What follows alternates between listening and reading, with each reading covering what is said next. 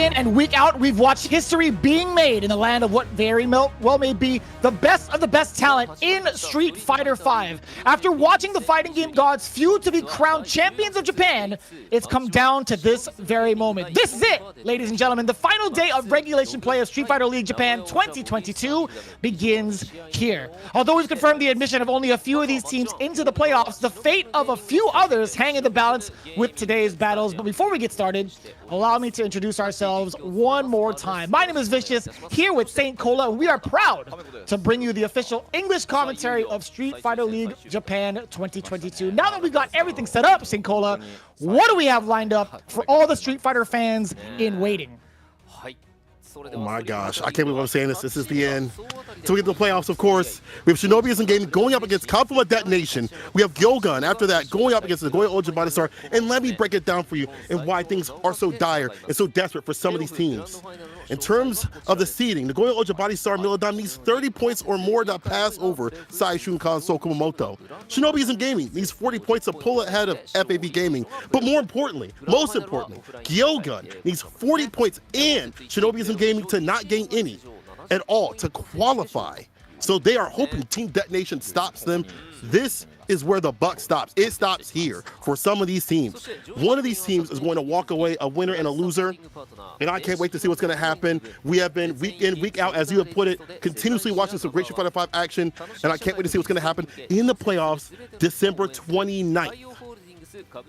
It'll be ever so exciting, right? There's two big stipulations here to see who will make it into the playoffs, and of course, there's a lot of cash on the line on top of what's to come at Capcom Cup. But just to give you a little glimpse into it, 8 million yen in the prize pool. First place taking 5 million yen, second place with 2 million yen, and third place with 1 million yen in the pockets of some of these teams. But again, it's all about the honor and prestige of being crowned the best here in Street Fighter League Japan, and also to be able to play off against the rest of the league's finest of both EU as well as the US at the big dance, Capcom Cup, happening in February. So with that in mind, let's take a look at what needs to happen. Shinobi Gaming just needs one W. Any W. Beginning, middle, or end. As long as they get one W, they solidify their spot into the playoffs. And on top of that, Gyogun needs to have a flawless record, which is actually doable considering who they're playing against, right? Nagoya Ojibari Star Milodon in week number 7, Gyogun was at the away position. They managed to get a 40-0 bomb against Nagoya Oja, but now they're in the helm of the home team. But it really, really depends on this first battle. Can Comprised Detonation play spoiler today? We'll have to see what happens. I can't wait to see what's going to happen. We're going to get our teams introduced right now. Coming up, once again, the away side, Comprised Detonation, trying to play spoiler. The meal ticket himself, Itabashi Zangief. Might as well call him Itabashi G, because that's what we've seen mostly with the Abigail too as well. The side of the Brave himself, Naoman the Evo, Japan champion, coming through with that Luke. Third, the Trickster, John Takuchi, the babyface Trickster himself, sick with that Cody play. But last but not least, is going to be the ace return, the fan favorite, Uryo, with that Rose. Has been ridiculous, has been super sick to see. And this team, once again, out of the running, but still can play spoiler, still can be a big threat and a big problem to the opponents. I'm really hoping Gyogun made good friends with Detonation over the weekend, because this is going to be quite the problem. Shinobi Gaming have been on a hot streak. Why? Because of one of the main factors, the Prime Shinobi being ahead of the pack. It's Momochi with that ever-impressive Cody week after week. We've also seen the Master of Lethal get better and better with that Luke play. It is Fujimura. And if one Luke isn't enough, well, guess what? You have Yamaguchi, the Shinobi's trump card with that vantage point, as another Luke. And of course, to cover up some of the bad matchups, the wild matchups, it's the Swanky Ninja. It's Johnny representing that G. Now, Shinobi Gaming, they are in the home position. This could spell so many problems for not only Detonation, but potentially Gyogun, right? We could see so many counter picks that could happen with the current roster and the current picks. Let's see who Detonation decides to go with in their current roster, and I wonder which characters are coming up. Okay, oh, not bad play. Uryo on the bench though, Vicious. What do you think about this setup? This is tough. I think Uryo, not too confident with the Rose pick in terms of being counterpicked on the away side. I think there's a lot of coverage here with Luke, G, and Cody. I think these are going to be a little bit problematic to handle, I think, in the hands of these veterans, but it really depends, right? You're still going up against the elite class of Shinobis here with Shinobiism Gaming. I think there's going to be a lot to say about the counterpicks, which is going into it right now. Yamaguchi is actually going to be the first one up, and surprisingly enough, I think, I think that's going to be Hameko's choice as well. There was a little bit of deliberation coming in from Aru, I think, from what I've been hearing, that there might have been something else coming into play, but it is going to be Yamaguchi facing off against Naoman. I think it's gonna be a fun matchup. Actually, this we see Yamaguchi being one of the more defensive sort of Lukes, utilizing like great walkbacks, things like that, being able to stand block at the right time, and his feeling when he feels like he needs to go in, he has that he plays by his heart. We saw that with the Itabashi Geef match that happened previously, but now it's Luke on Luke, and now it's going to be a mirror match where you're playing kind of an, I almost want to say an honest game, maybe a little bit less random than other mirror matches because you both have the same tools, but it's a Shoto sort of match. Fireballs, DPs, nothing in terms of the greasy, grimy mix and things like that. Naoman says that the mirror match is something that Yamaguchi plays very well, so this is probably the reason why we see Yamaguchi going up. It's got to be a personal pick, to be honest with you, with Shinobiism Gaming. There's got to be something in regards to what Yamaguchi has been practicing for this very specific occasion, right? There's always a reason behind the rhyme when it comes to Shinobiism Gaming's decision-making. And I think, the Luke versus Luke matchup, they're trying to hedge their bets as much as possible, considering what the order is, right? Would there be any sort of other fit for Yamaguchi to face off in or against the current roster of Capcom Fighters Nation? I would say, like, this is as good as it gets, really. I wouldn't want him facing off against Itabashi's G. That's going to be a very slow and grindy match, and I think Itabashi is ready to play. Against John Takeuchi's Cody, we've seen how explosive it really can be. I think this is the best way to really hedge your bets in regards to getting the advantage as much as possible. It's kind of wild, too. There's so many, like, similar compositions here. You have Luke, G, and Cody from the side of the current roster. The away roster, but you also have that potential in Shinobiism Gaming because, Johnny's G is available, you have two Lukes, and then you also have one of the best Codys in the world. 100%. Like, the fact that you have these characters or these layouts that are similar, but the playstyles are so different. The way that Johnny plays more with the normals, but Itabashi with the reads you see, like a Liberian, this dude will definitely put on more on the command grabs. So I definitely agree with, you won't play that defensive style, it might get blown up with that grindy command grab style that Itabashi would love to put on. So this probably is as good as it gets. Let's take a look at Yamaguchi's record. 6 out of 11. That means 6 wins, 11 games, 60 points for the team. A pretty decent record right there, if I do say so myself. Naoman, a little bit less. Out of the 9 games that he's played, that's 2 wins only on his side. 30 points for his team. Last time we saw him, he lost against Mago's Luke with his Luke. So Luke mirror matches maybe not always going so well for Naoman. Yamaguchi, from what Naoman had said, seems pretty solidified in this pick, so see what happens. Yeah, the last time they've interacted, it's gone down to very, very close matches. I think there was plenty of moments where Capcom Fighters Nation could have potentially taken it down against Shinobiism Gaming. It looked very, very convincing for both Itabashi and John Takeuchi up until the very end of it, right? I'm looking forward to seeing whether or not we actually get these runbacks, but let's take a look at the stats, right? Naoman, again, being one of the shining stars of the new generation from previous years, he hasn't had maybe the best record in regards to this year. I think that's a lot to be said in regards to his decision to pick up Luke this season. He is looking for the future of his career, but at the same time, it's like that is pretty high risk, but also high reward. Currently, Naoman is sitting at 2 out of 9 wins in all the battles, and he's only accumulated 13 points, which puts him in the lower percentage in regards to successful, matches, or at least the top point earners in the season. Something I'd like to see from Naoman is possibly, if he feels uncomfortable in this mirror match, you only have so much time to do so, but maybe switch to the Ken. I saw the Ken in one of the CPTs, and it still looked fresh. It still looked crisp, so maybe it's something he can utilize. I remember Phenom and Angry Bird playing at UFA in their little exhibition match that happened prior to the tournament, and Phenom got off the station, and he said, man, I think Ken kind of cooks Luke, and that could probably just be because he just played and lost against Angry Bird during that time. I might be more on the even side of things, But I do think that Ken can be a decent pick if you've lapped it out, if you practice it. But does Naoman have that time? You know, every time that I see Naoman playing, though, besides that CPT on his stream, it's mostly Luke. So I don't know how much practice he's had with that Ken. He might have to ride or die with that mirror match. But if he does have that practice, if he does have that Chris Ken on the deck, it could be a decent way to catch Yamaguchi off guard if he knows how to play that matchup. Currently looking at the mirror matches he's faced off in weeks prior, right? In week number 12, Naoman had to face off against Mago's Luke, who's had a couple of moments where, you know, significant execution errors have gone by.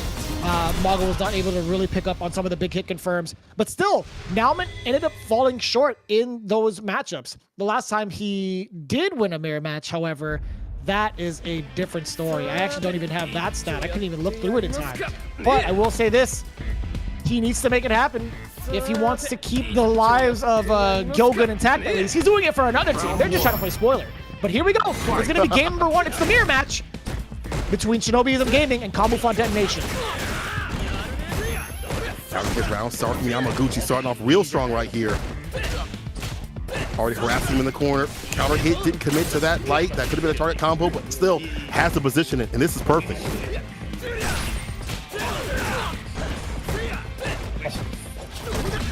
We talked about this earlier, Yamaguchi being very studious in the mirror match specifically. Naoman does get clipped down below. This is going to be a very tough sequence to get out. No, the big interruption, but nothing big out of it, really. Such an impactful moment, not taking advantage of it. We have to do so. Yamaguchi staying real solid, harassing at that right range, right about that medium punch range. Saw that medium kick whiff, got his hit, got a victory. Now Naoman off to a better start with the target combo, but waking up on the Oki as Yamaguchi striking back. Naoman not expecting, and unfortunately, a big drop.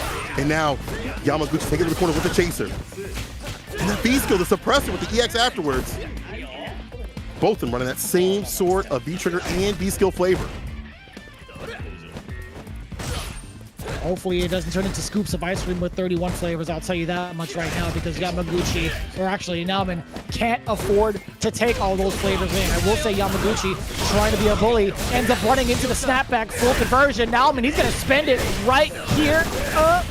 Tons of damage. What happens afterwards? He still got full trigger. He's going to pursue, but still Yamaguchi finds the activation himself. Forward throw. What happens afterwards? No, the big check. More than enough damage after the triple impact. You already know the Rock Smasher was going to come through in case it was not enough. Tie game thus far, but look at the meter advantage for Yamaguchi down in the bottom left. You do it right back to him, to be honest. And use that EX bar to switch up what he does with the fireballs. He's going to fall. The target combo. Back rise, no surprise. Naoman's still there on that Oki. Crouching in the corner. But the crouching mini kick connects. Medium knuckle. It's the jump back. And that crouching light kick every so often. He's been switching up what he does on the media situation. And I love that. EX plus range with the throw. Oh no. I love that. Big bust out there from Naoman and also spinning the bar. But no, he actually mistimed his media off the roundhouse. He's going to pay dearly for it. We're going to see an activation point, maybe off of a medium, or is it going to be just raw off of a sweep? They're looking for it. They want to make it count. There it is, off the sweep. Naoman. Ooh, that's so tricky. A slight delay into the back medium punch. Naoman striking first blood. This is looking great. Yeah, this is really good. I know Gyogun is sitting in the stands cheering them on. Let's go, Dead Nation, let's go. But one of the board, Naoman doing a fantastic job. You know, he was the one that said that Yamaguchi knows this mirror match, but how he's been able to route things back after he's had these drops, less of those happening, more whip punishes, and better bar usage too as well. Let's see what Yamaguchi can do. All again for Naoman. Whip punish again against the medium kick. Oh my. That was actually extremely meaty on the back medium punch. Enough to get 5 frames again. It's a good button. Now I'm looking for an activation. Where's it gonna come? And we're trying to see it. Yeah, Naoman's trying to land it off the hit. Oh, well, he managed to get the low forward first. He can roundhouse here. No, he went for the fierce. Immediately the suppressor into more plus frames. The big bust out button from Yamaguchi. That suppressor is huge. Forward throw. Wow. He's going to roundhouse and keep it meaty. No, you cannot try to steal your turn back. Yamaguchi absolutely ready for the steal. the interception. He has all the space to work with. He's trying to make it a close call. Till backs away. That feature got some space over this place. Naoman letting loose a little bit more of his. Careful about throwing out a fireball. Yamaguchi, it has to be an EX. They keep solid. Yamaguchi with the lead right here. Trying to walk him down. Get close enough to make that fireball situation minus. Oh. That V trigger, it's hard. He's hiding behind it. EX. It still gets clipped. Naoman. Round 2. Set point. Big patience play there from Naoman, sitting on that last bit of V-trigger for the final Rock Smasher. That is so intimidating if you're Yamaguchi, just even trying to walk and block that very moment. What a big whiff punish against the background house from Naoman. But no confirms 2 times over. Yamaguchi missing his opportunity for big damage, but more so the control of the matchup. And now Naoman in full control now. Speaking of, the big check on the dash. Yamaguchi firing right back. He's not going to sit still. The suppressor trying to get some sort of action. Naoman just whiffing it. Get that B skill in the activation, or even to leap that medium punch on the table. We saw that happen right into the EX. DP entry call for the quarterback. Medium, that was hella. EX and the DP coming through Yamaguchi as I'm not done yet. Final round. He asked for the premium cut. He was looking for the premium selection of meats, and he got the full entree. Yamaguchi at least tying it up within this game. Very intimidating, though, with Naoman having full resources on deck. A single hit! That could have been hit low forward into the missed opportunity from Naoman. This dance is going to be so tricky to navigate if you're Yamaguchi. You cannot get exposed one time, because if you do, that's it, Splash Knuckle City. Or you get a full conversion into critical art. Naoman is looking to spend it all in one shot. Big spinner for a big step. He's going to be able to have that activation of the B trigger to round things out if need be. It's happening right there. Activation. Nope. Escape the target combo situation. Back rise, but again, he has that activation. Sweep off the feet. EXDT bust out. So Yamaguchi trying to stay in for his team. Had that been blocked, it would have been lights out. But Yamaguchi fighting for his life out here. He didn't get the conversion off the standing medium punch like he wanted, and the rest of the combo going to Naoman, getting game number 2. The pieces of the puzzle are slowly starting to come together. This is a big problem if you're Shinobiism Gaming. Not the way you want to start things off. They just need one W. One W in the battle, and they solidify themselves into the playoffs.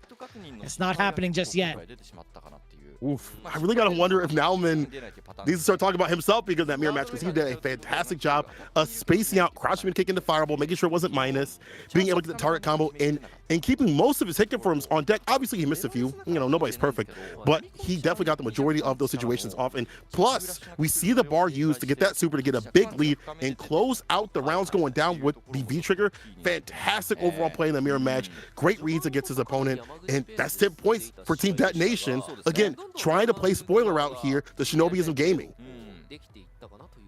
It's looking pretty similar in regards to how their matchup went back in week number 7. Capcom Detonation started off with a very, very impressive Vanguard win between Uryo and Fujimura in similar fashion to 2-0. Naoman ended up doing it again against the young star Yamaguchi.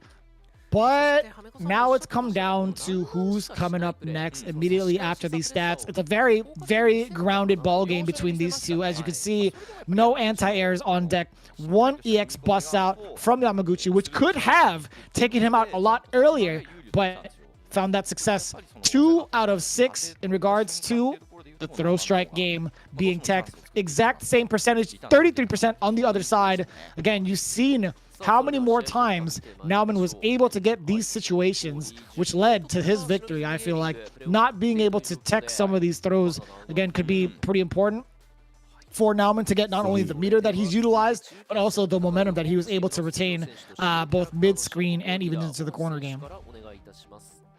The fact that he just, you know, utilized that character so well, and even with the V-Skill 2 situations, we saw immediately against the medium punch was just great. That's just how it led to his victory. He knew that character a little bit better than his opponent. Right now, we're going to see what's going to happen.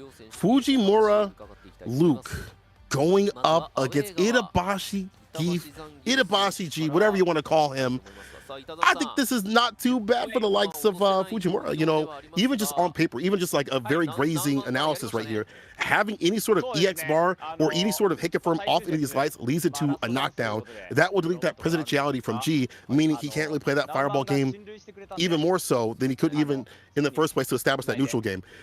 And I think that overall, you know, Luke has a lot of good things to say about, you know, fighting this matchup. But then again, Itabashi G he's such a, I keep saying Itabashi G because I feel like he's Itabashi G this season.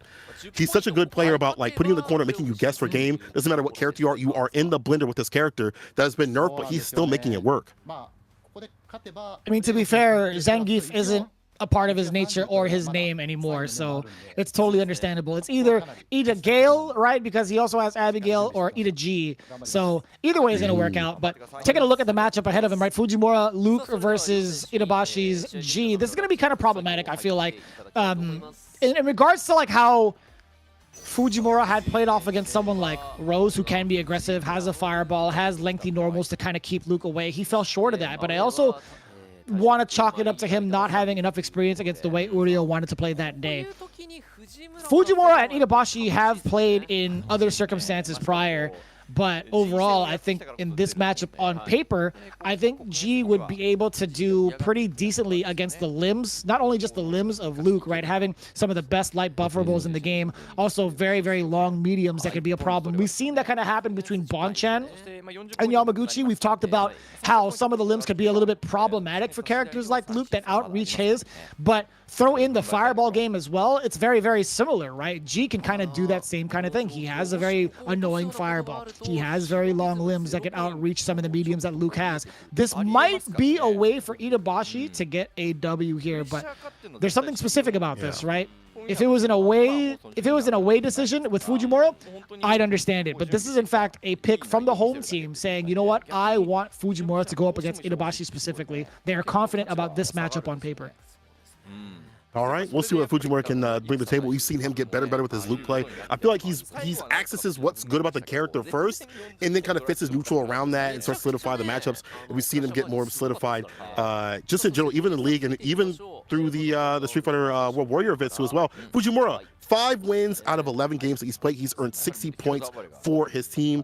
Itabashi Zangief has earned 4 out of 12 in terms of wins in games. That's 45 points for his side of things. Fujimura says, if we win here, we definitely make it to the playoffs. We'd like to win this and get 30 points after all. Let's see if he can make a man like Itabashi fall. It's going to be a tough call. It's going to be tough. Itabashi, no stranger to the danger when it comes to dealing with characters that will get these knockdown situations or put him in the corner. He knows how to make these good reads. We've seen him escape out of the corner situations well. And you made a good point in terms of dealing with these medium punch or mid-range buttons. If you whiff medium punch, medium kick, forward fierce, or anything like that from the likes of Luke, that's a light buffer in the corner carry if he's got EX bar. And if he doesn't have EX bar, that's still like into the down smash and into continuous pressure. We'll see if that happens though. I'm so curious. I think Fujimura might still have something to say after this match. I think it might be a pretty even one overall. Really curious to see what both players have in store for each other at this point of the game. Considering what had been said by Fujimura and as well as Itabashi Zangief, they definitely understand the pressure of what is happening here in the final day of regulation season play. More so for the side of Shinobiism Gaming, I think with Capcom Fighters Nation, obviously they want to play as best as they can and play spoiler.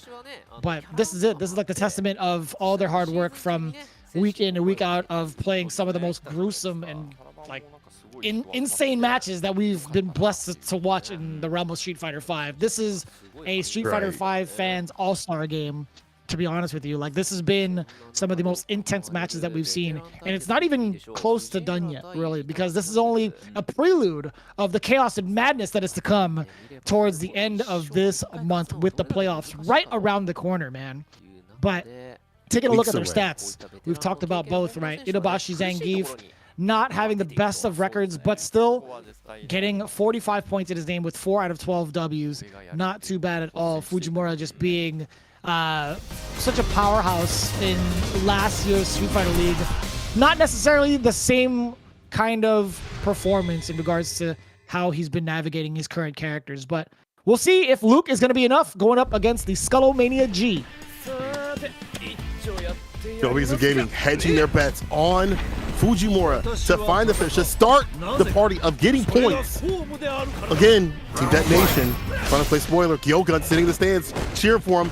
Let's see how these lights work out. Gets his medium punches. Ooh, that's going to be an easy punish for the likes of Fujimura, for the likes of Luke just in general.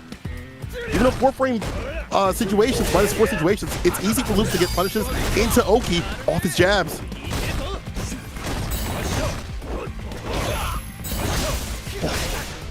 We talked about both the fireballs and the long limbs being a little bit problematic, but still Fujimura threading the needle, getting a full counter to confirm off of the standing medium punch into the light flash knuckle, and now he gets to control some of the space here in the corner. But he's not trying to suppress Itazan, right? He's kind of standing in this range to look out for any sort of buffers. Ooh, that's huge. And now he's going to apply pressure where he just needs a couple more blows. The overhead is there, and medium kick for Fujimura. I love how compact he's playing so far. That little weight, you know, just harassing Itazan on the corner before we got that dash situation, caught Itazan unawares, and we didn't even see an activation. Probably why we saw a smile from Fujimura's face right there. If you can avoid the activation of G, you'll be definitely living pretty out here. And backs up the fireball, making sure it's not minus, gets a jump in off the jump fears. DP enter, a lot of bar at the bottom too for Fujimura. Could use it for a super to close things out or get a fat lead. Oh, a Vicious punish! Yes, excellent use of resources. Great reactions there from Itazan. Fujimura trying to sneak one in there with that flash knuckle, not today. Shipping the break, gets the knockdown. Unfortunately, that's no presidentiality for the likes of Itazan. He's caught in the corner, looking for the activation, has to block a few more things. Now, half activation, find off the medium kick, the stop sign. Corner carry, east to west.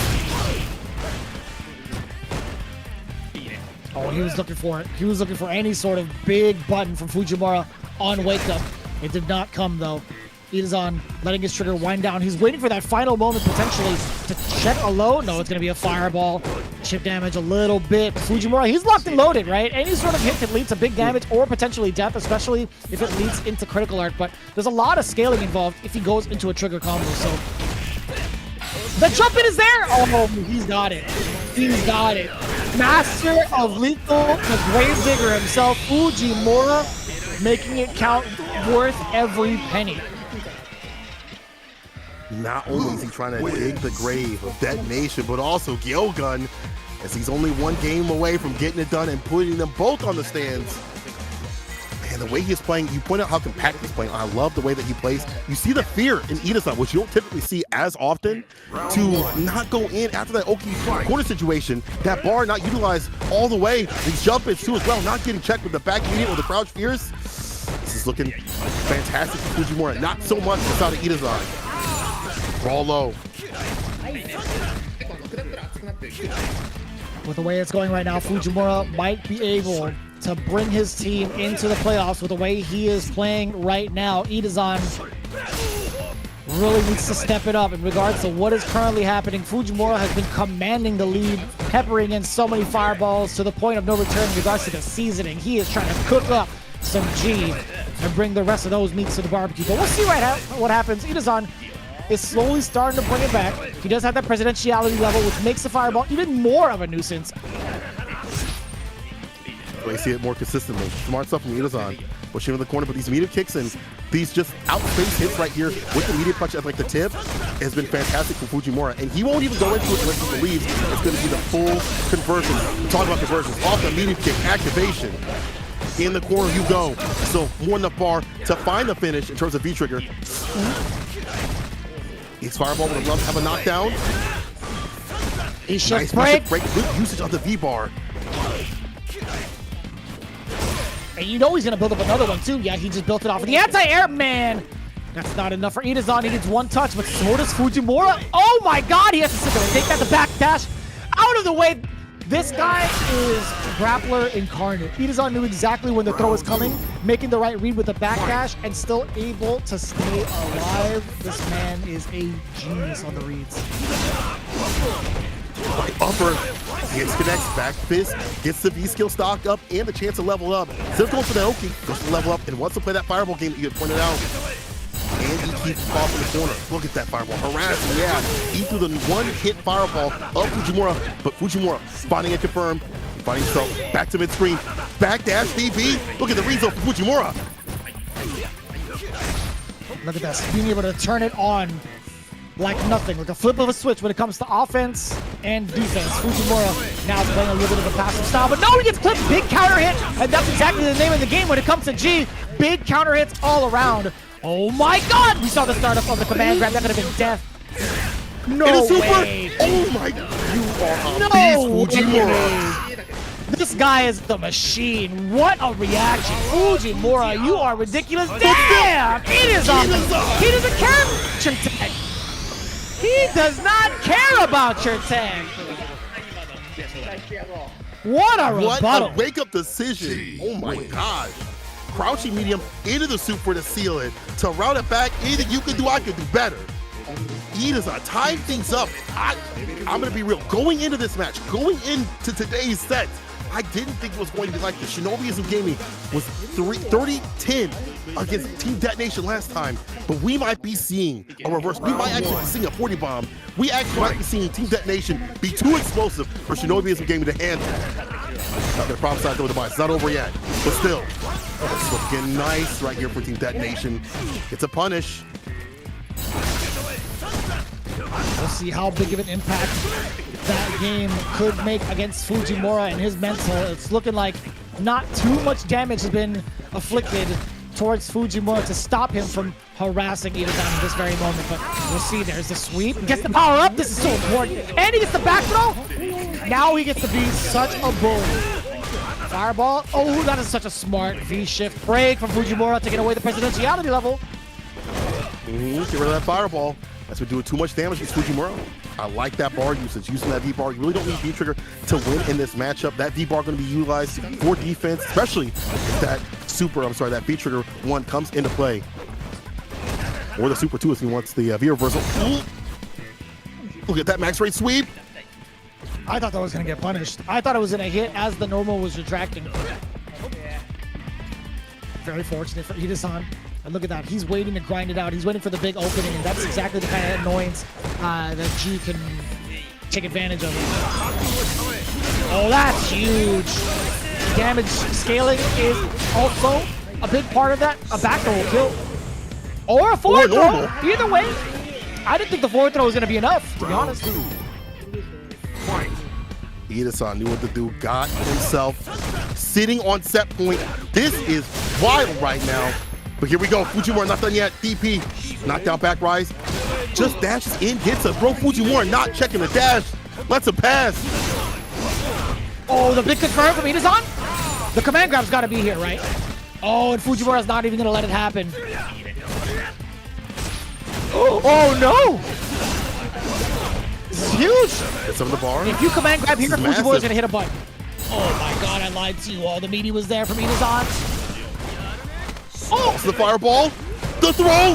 One more hit will do it. These enhanced fireballs hard to deal with even for Luke. Fujimura looking for a way to activate. Gotta play this perfect. One hit will do it. And Ida-san's building up all that bar at the bottom too as well. He'll just get the crouching medium punch to seal the deal. Ida-san taking down Fujimura. That's 2 games for Team Detonation. Uh-oh. Uh-oh. You do not want it to be this way. You do not want to let go of playoffs in this manner against Camouflage Detonation. These guys are playing super spoiler, and I do mean super spoiler. 2 games in a row, completely unprecedented in regards to what had happened in week number 7. This is the kind of momentum that John Takeuchi needs to play the big spoiler as the big anchor. Camouflage Detonation playing out of their minds, and they're not even in the playoffs anymore. Fujimura and Shinobiism Gaming have a lot to think about as they send up potentially that Prime Ninja. This is going to be, I'm going to say it right now, Momochi versus John Takeuchi. It has to be this way. It absolutely has to be this way. They need to get the run back. You can't write a stronger story than this. It's got to be the Cody Mirror. didn't personally think it was going to end out like this, but it's got to end like this either way. Let's take a look at their play, though. In terms of the anti-airs, there are definitely quite a bit on the deck on the side of we saw from Fujimura. He had 2 out of 3 right there, 67%, and then only 1 anti-air on the side of Itabashi. I would have liked to see Fujimura maybe take the skies just a little bit, but that grounded game was so powerful. No bust outs on the side either side, and 4 throws taken. Definitely want to take the throw against the likes of this character. It makes sense, and 3 throws taken too as well on the side of Itabashi. So I mean, both characters, you definitely want to take the throw. You don't want to get eaten up by a delay tech, or I'm sorry, throw tech. But overall, this, I got to go back to how important this is. Right now, Shinobiism Gaming cannot surpass FAV. They can't get the 40. They lost that chance in the beginning. Now, they might actually be put on the stands, depending on what happens, in the run back, in this actual run back that we're going to see in a mirror match. And you know, someone like John Takeuchi has studied what had happened previously, and it was so close. John Takeuchi was so close to taking that victory. It could happen here, and we could be seeing a massive upset. In Team Detonation, I love the fact that they're still playing, like they're still in. That's that pro player, that top level player mentality. Like, even if I'm not in contention for qualification, I still want to put in as much work as possible because I still want to play at my highest level.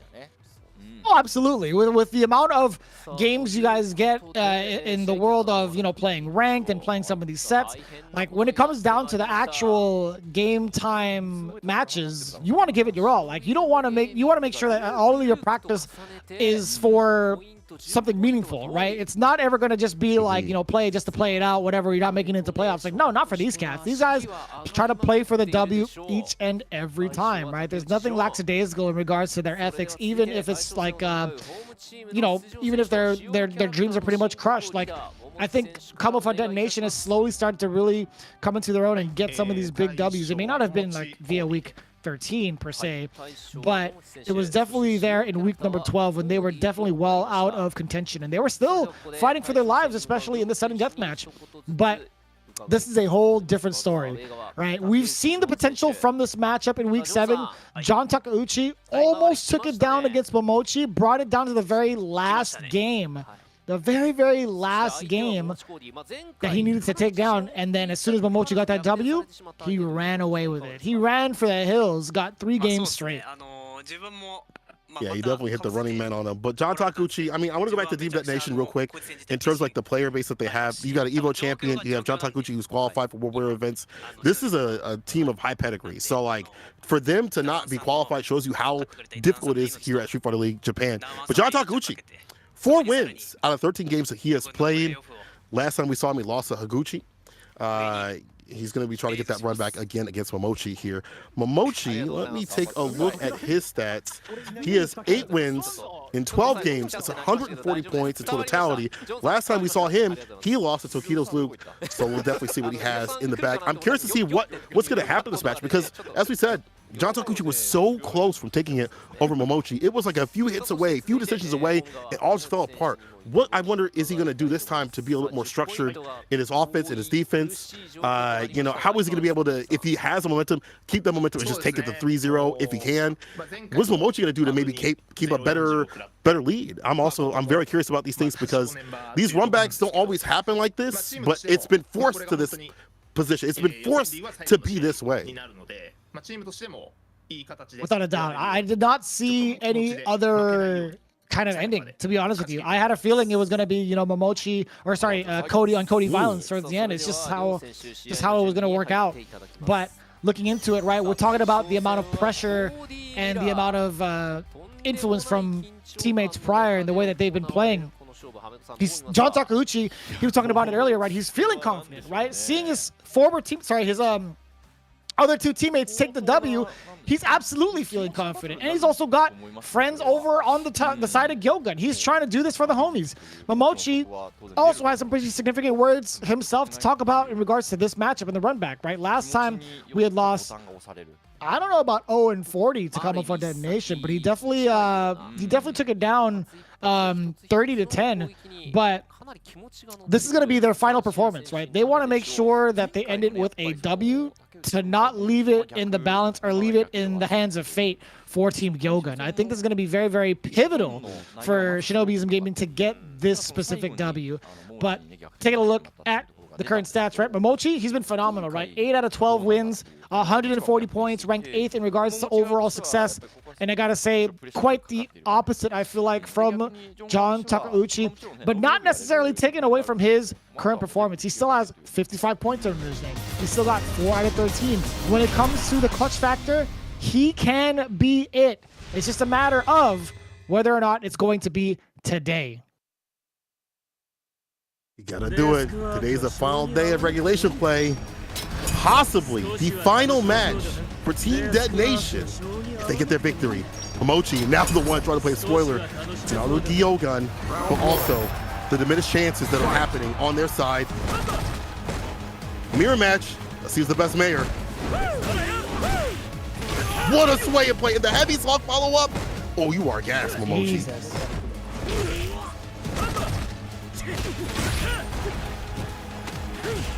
This is so problematic. Ugh. Momochi's already started pretty aggressive, but that just gives fuel to the fire. John Takeuchi getting the big trigger opening and looking to pretty much even out the life, but that just means Momochi will be hanging on to V-trigger of his own, but he's just waiting it out, right? He's just trying to make sure the knife doesn't do any more damage than it already has, and we might not even see that from Momochi. A throw will do it. Tick throw, and he knew it as well. John Takeuchi, hook, line, and sinker. Round 1 to the Prime Shinobi. Very well played. Momochi keep it really close, like right around like that throw range, walking in and outside that distance and not giving up too much space. I love that. He's able to keep that lead too as well. More sway play too as well, calling out what John Takeuchi wants to do. Unfortunately gets hit with the EX Zog, but puts him in the corner. Medium, nothing off of it. Anti right there with the stand fierce. The walk up with the delayed crouch medium punch, that was so scary. With the hammer kick, activation, no, backs away to safety, trying to run it out with the zonk, but John Takeuchi still has not found the opening just yet. He does have this, ooh, I was gonna say he did have the real estate, up to the point where he threw the fireball. Sway game looking real good right now on the side of Momochi. I feel like that was something I didn't see as much when they played, at least maybe not in the beginning stages. Momochi putting it on the table right now. Grasping with the plus frames. But that sets John Takeuchi in a similar position of how Momochi was last time. He's gonna activate his V-trigger now. Now you gotta hold all this pressure, all these plus frames. Oh! So scary, that medium kick being very problematic in the mid-range, but this is the range where John Takeuchi should have the advantage considering he has trigger. Big out of there. Momochi, he's stuck in this corner. He's gonna have to hold all of that. The counter hit confirmed. That's more than enough damage to kill. No, I lied to you all. Cody's a big boy.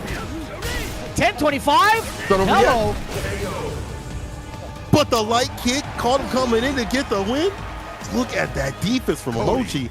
Just a minute one and not overextending, not doing anything that's going to overextend. Nothing, letting the button linger too much. Just an easy dab, a crouching light kick for the finish. Man, but I honestly thought that was going to kill too. I thought that was over. Cody dumps out a ton. He dumps out a ton of damage. How was that extra 25? A little bit of a side dish on that one. That's the problem, right? Cody being a little bit of a heftier boy than most. But I will say, Momochi's placement of standing medium kick in that moment was so impactful, right? You see John Takeuchi and his V-trigger one, he likes to occupy some of the middle space against the two competitors, against the two Codys, right?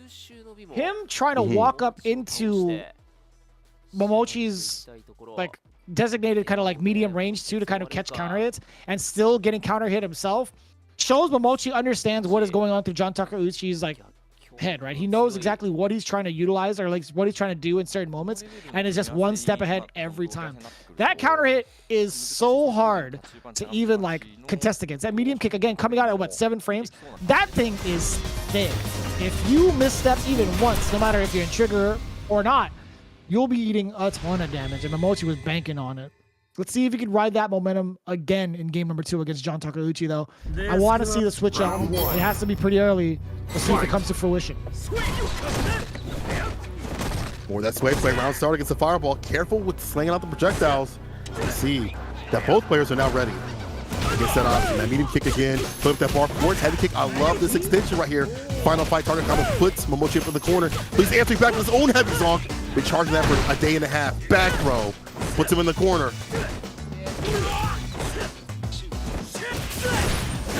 quick punish. Gets a heavy kick. So ready. And the delayed punish. Oh my god. That was actually kind of sick. I didn't even know you can get it out like that. That's actually kind of crazy. Counter hit, crouching jab. That's like the first time. I feel like we haven't really seen that conversion in a very, very long time. This guy Momochi still able to predict what his opponents are going to do and getting the big confirms as well. That's so difficult. It's wild because you standing medium kick, medium punch, in those buttons to keep it medium, the crouching medium punch. Just being ready for a light is insane to me. Here's Momochi operating like a battery against, on block, building up so much EX bar, but John Takuchi striking back. He actually pressed in that EX situation, but here's the back throw though. John Takuchi not afraid, head kick coming through. EX Ruffian, put him in the corner for that corner push situation. Both got bar at the bottom, view reversal, spent on the side of Momochi. That means no V-trigger for a little bit. Wants to space up for this play. You see the pressure being applied from John Takeuchi. Again, we talked about what he can do with the knife, but the same can be said with Momochi using the EX Zong just to create some space for himself, right? He doesn't want to suffer any more gray damage, gray life, or chip damage, I should say. But man, the giant cash out there from John Takeuchi is so beneficial. It's going to be running away with it, I think. Unless the big hit comes in from Momochi. Oki, that medium kick harassing, says open up. Open up, if I get that counter hit, that's gonna be it. Now, any conversion. The knife, the plus frames, cut him up in the corner. Still more to party with too as well. The walk up throw. John Takeuchi, will he break down? Medium kick just to get it. Final round. I can't believe it. I actually can't believe it. I think that was gonna be for chip damage regardless. Just very fortunate that John Takeuchi actually managed to land it. That is so good. Oh no, he mistimed his meaty. He tried to delay it. Not even mistimed his meaty. He tried to delay his normal against Momochi. Pushing what he does up on Momochi's wake up, but unfortunately wasn't able to catch it there. Will clip a fireball before he even comes down. And again, light ruffian for the Oki. Makes him hold the throw. He's going to push, but the wake up light jab into the EX. It's the counter, and again, light ruffian. Both of them going for the Oki continuously. He barred the bottom flashing. Forward throw. Trigger activation. Not quite! Oh, man. I actually can't believe Momochi went for a button after the EX Zonk. I think he had planned on maybe EX Zonk canceled into a V-trigger, so just in case he was trying to like press a button, just thinking, the trigger would activate. But I can't imagine what that might have been from the side of Momochi. Maybe he actually thought it was going to be a throw. Maybe he just guessed incorrectly. Maybe he chose movement to get out of the way for a throw, but either way, John Takeuchi taking the game number 2. And we've seen both these players after EX on press buttons, doing what they do different on offense, or sorry, on defense when they get the EX situation. Let's see what happens here. I've seen something similar but different because Momochi is the one piecing him up in the corner, going with that bar. Medium kick would love to find an opening right there. John Takeuchi not biting. Trying to walk him down, dash it like light. One more good hit, and the crouch medium kick doesn't, denying the activation. You see Momochi stand that right range to delete the activation off the table. Not bad.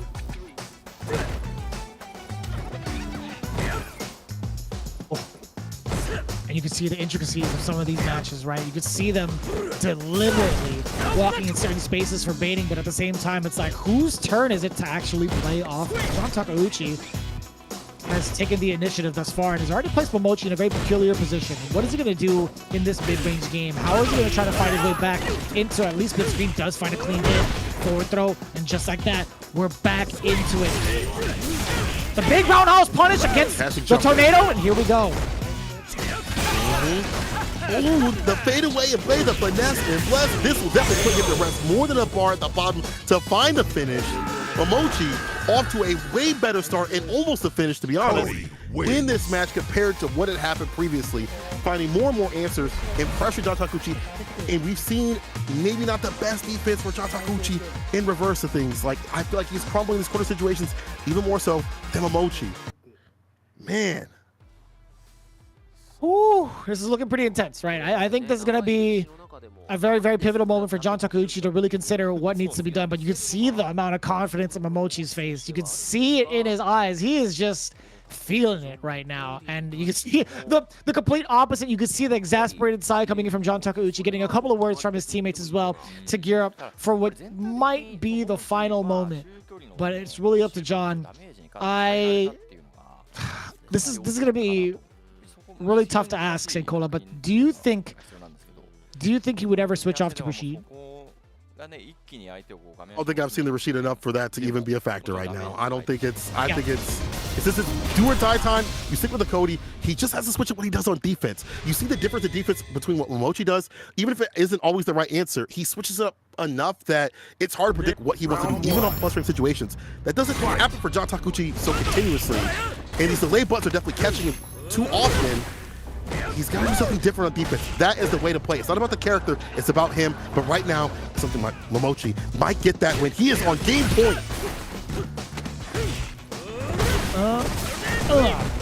He's going to take it all the way. He wants that spot with his team into the playoffs.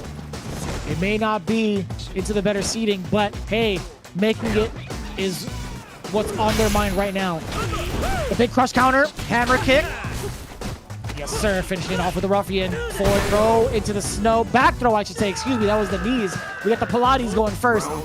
Momochi looking at battle point for his team. Will they make it into playoffs, or do they have to play at least one more game? John Takeuchi is the one to really bring that challenge to light first. And look at this. Already off to a great start. That medium kick coming through, harassing with that button. It's up shop. I like that light button right after too as well. You might catch a medium kick if they whip that button. That's actually good to turn. And a medium punch too as well. Speaking of medium punches, Mochi lands his, gets a V-skill extension. They're going for that option continuously, get that V-bar built up. And now it's time for toxic positivity. Pop in the corner. Take these throws, bro. But the challenge, the counter hit, this is good. John Takeuchi doing something different on defense. What I wanted to see. Oh yeah, we get the final fight combo into the trigger. But man, the defense has been immaculate from Momochi thus far. After that, the big tech, he's making all the right decisions on defense. And look at that, knife to knife. We're gonna see a real showdown here. Forward throw. Oh no, Momochi needs one solid hit into critical art. Close that chip, no dip. Don't give it to him. Could chip. Don't give it to him. He could chip. He's looking for the dip. He's creeping around the kitchen. He's looking into wares. Quad salsa, anything. Flip out. Anti right there in the favor of John Takeuchi. Oh, Final round. oh my God. Brother. Whew, he had no dip. You come to the farm without no dip? Good. Yo, what? Yo, that was a saucy combo right there. Momochi, a double EX bar spin. The activation now, John Takeuchi. A lot of ground to cover. Did get the conversion 2 times over, and now finding himself in a very, very advantageous position, pushing Momochi into the corner now, plus frames. Having to guess throws after throws after throws, now just chipping away. Plus frames again. What do you do about this, Momochi? No more knife attack, but we still have one more EX bar down. Oh my God, the sweep to break the tension. Uh-oh. Knife throw, heavy kick into the super. That's it. That's it. Shinobi is a gaming for Mochi, takes it over John Takeuchi. With that super still, what a comeback. And it all started with that sweep off the feet, janitorial duties done by the Shinobiism Prime leader himself, Momochi. Man, the defense, bro. The defense of Momochi to route it back into offense to make John Takeuchi crumble has been the name of the game, the tale of the tapes, and now Shinobiism Gaming still in the game. They still gaming. Defense wins championships, but in this case, you know, defense secures your spot into the playoffs. Big congratulations to Shinobiism Gaming, but also big ups to John Takeuchi as well as Kamufa Detonation. Now, I will say there's a lot to be talked about in regards to John Takeuchi's offense. I think it was spectacular. But the problem is about Cody's offense, right? It just gives more fuel to the fire for Cody's defense, right? You're giving him more bar. You're giving him more chances to get into V-trigger. You're building up some of that EX gauge to face off against some of the Zonk Knuckles yourself. That's the problem of the mirror match. And that's just so problematic. And you have to face off against a character that just deals so much damage off of his meter, right? You're just like pushing yourself closer and closer to the edge as you are like bodying this person. It's like you think you're winning by taking some of the life out, like, you know, you're playing it standard. That's the goal of fighting games. Either you run it down with the clock or you do enough damage to KO him. Problem is, man, the more damage Cody takes, the bigger of a threat he becomes. Let's take a look at the stats in terms of the anti-air department. We've seen a very, very big anti-air, actually kind of missed towards that second to last round from Momochi, but it wasn't too big of a factor as he ended up taking it all the way anyway. But from the side of John Takeuchi, 33%, not too bad considering most of the game was played out on the ground. But this is where the big numbers kind of happen. You are expecting to see some big numbers down below because of the throw strike game. Cody can lead to massive damage, so more often than not, you want to just take the throw instead of being susceptible to the big counter conversions that can happen. And we've seen it, right? Momochi had definitely shown off that example of crouching jab counter it into standing heavy punch link, right? At that point, just take the throw, man. Just take the throw, for God's sake. Yes, just take the throw. It's so hard because you loop to that situation continuously with the EX Zonk, but again, that defense worked out in the end for likes of Momochi. Now, we're the final game. Me, not because I'm biased, but maybe I am. I want to see Uryo come up. The first of ones is where he thrives. This dude cannot be pinned down in a first one. It's so difficult to fight this cat because it's so hard to acclimate against his style, even if you fought him. And they are bringing up Uryo's Rose. Now, Vicious, who do you put up against this dog? You know, I don't even know, to be honest with you. Like, looking at Uryo's Rose, he just gets his time to play. I would say I would put Johnny up because it would also be his time to shine too. But it's going to be Yamaguchi. Looking at the amount of points that they could get, I don't think this is going to be as impactful, right? They're currently sitting at 320 points. I don't think 325 would help them in their positioning at all because they've already secured their spot, right? I was thinking maybe like Shinobiism Gaming, like instead of thinking about like what the favorable matchup would be, I would think to myself they would let their reserve picks play against each other. You'll get them ready for the playoffs and get them all prepared and squared away. I think that is a good option. I think that is, at this point, you know, you're still gonna get the same sort of heat and fire of like, I want that W. But it looks like they're focusing on, okay. I guess, you know, we don't get to see the Johnny. I would like to see that too as well, but I don't mind this match. I don't mind this matchup either way. I'm curious to see what Uryo's going to do because in matchups where it feels like the character might lose or go even, it almost doesn't matter because you have to play him first. He's so different than other Rose players. There's still elements obviously to the matchup where if they're minus, you punish and all stuff like that. But the way he plays with the sweeps and things like that, you don't expect him to do things that he does, and it works out for him. Yamaguchi says, I have lost 4 times in a row, and I want to win and move up to the playoffs. This is your time to shine right here. Uryo says, I'm happy just to be able to play. I love that sort of energy. He's just happy to play Street Fighter V. Sounds like Idom right there. Yeah, that's definitely some Idom energy if you ask me. But I get it from Yamaguchi. Like, he wants to try to at least get himself ready for playoffs too. I get it, but Johnny's just like, hey man, I'm on the team too. You know, like I want to get some of my games in. In comparison, right? Like I think Johnny obviously has the better like win percentage, but he doesn't necessarily have the points behind it. I think you know, Johnny, he's gonna be like good with or without it. He's already sitting at like 3 out of 5. He only has like 40 points. He's like, you know, I guess this is my life now. Being a G main, I guess this is gonna be what I'm gonna be experiencing when having to face off against either 2 Lukes or a Cody in comparison. But I will say, I think Johnny is still gonna be very pivotal in the playoffs against against any team, really. I think having that counter pick available is going to be pretty important. But going up specifically against the V6 squad, I think there might be some pretty good use for Johnny, considering how he's taken out one of the big Dawson players in the world, right? He's taking out Torimeshi in their matchup in week 13. So just a little, thing to think about going into the playoffs. Johnny did take out Torimeshi 3-0. So we'll see. This is going to be pretty important to think about considering they're in the playoffs. But as it is right now, Uryo actually had a pretty impressive record towards the end. I'm not going to lie. I think he finally got into him finally getting into the ring and stepping up was so refreshing to see. 5 out of 9 getting 55 points in total. It was very, very entertaining to watch him play and highlight his rows. Definitely one of the fan favorites I've seen from a lot of people. In terms of this matchup, though, I think it kind of makes sense. I actually asked Aqua on his stream, another Rose player from Japan that's like top level. I said, what do you think about the G versus Rose matchup? And he said that G versus Rose is pretty even. He thinks that Rose has the advantage in neutral, but you know what happens when G gets in, he can get his win.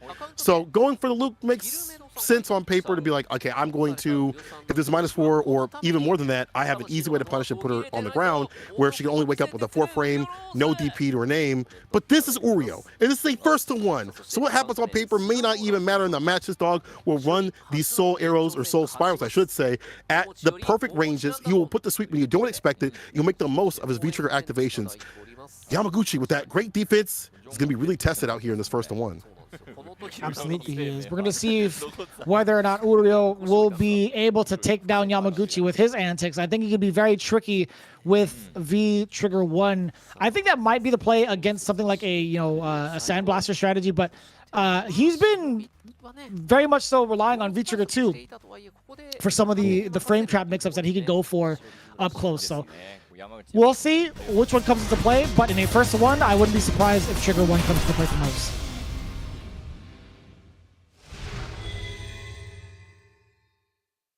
First to one, first to death. Last match between these two teams. Luke versus Rose. Yamaguchi versus Uryo.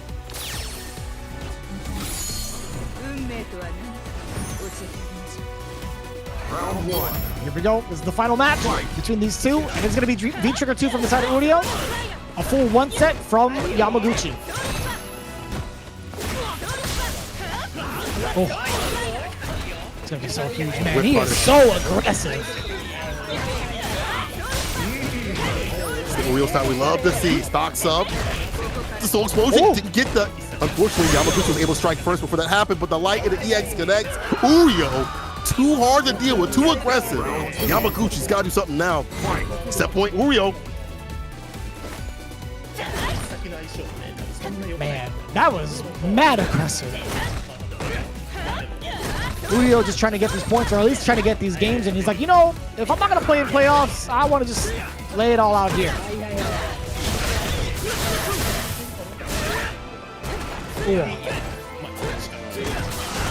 Look at the harassment. Plus frames after that, he tried to get out. Uryo just took a gang of damage off of that. You better get up. Yeah, you have to. Equalizer. Yeah, and the reverse, I like that option too as well from Yamaguchi. Gets some distance, didn't have to take a lion's share of that damage. Gets the correct to take into EX, the DP ender in the corner. Again, not a lot of defense for this character. Is falling to the offense, but Yamaguchi DP fades away the slight micro walk back, and just like that, Yamaguchi is back in business. Final round between the two.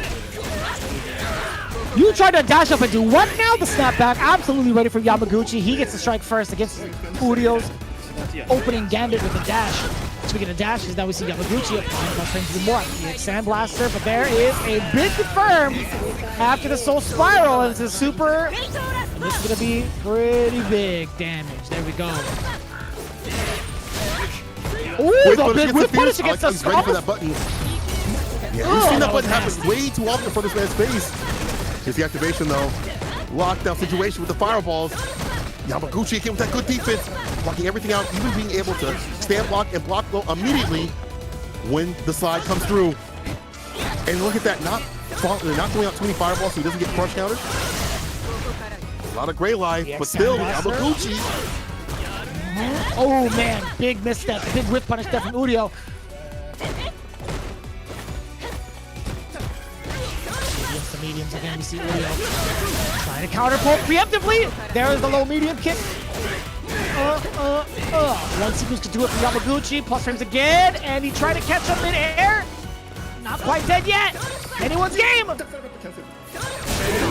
Oh, the Activate. trigger. Two boots to the fireball. Yamaguchi. The reactions. Heavy DP, invulnerable to the fireball. What a way to end the very, very last game for Shinobiism Gaming in the tiebreaker. Uryo falling just short, forgetting all about it, really. Very great reactions from Yamaguchi. That was sick.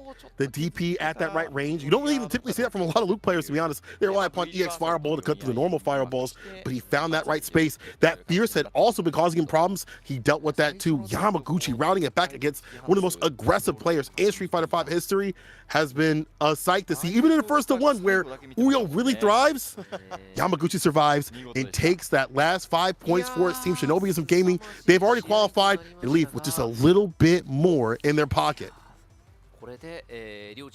Oh, man.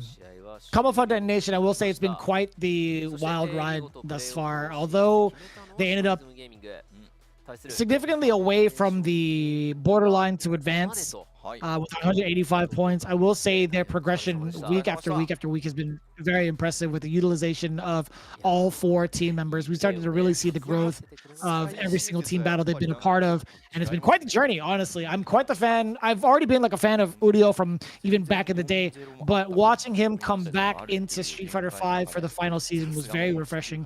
And also seeing all the hard work of John Takeuchi finally being rewarded with him committing to Cody in seasons prior, now getting the ultimate form of Cody in this final season. It's a really, really great closeout. And Naoman slowly starting to figure out more characters, right? He finally got himself a Luke under wraps, and that's going to be very important. If he ends up going to the last chance qualifier with this Luke, it's going to be so problematic. And of course, the meal ticket, Itabashi, being the captain, he's been in the realm of greatness for Street Fighter League in seasons past.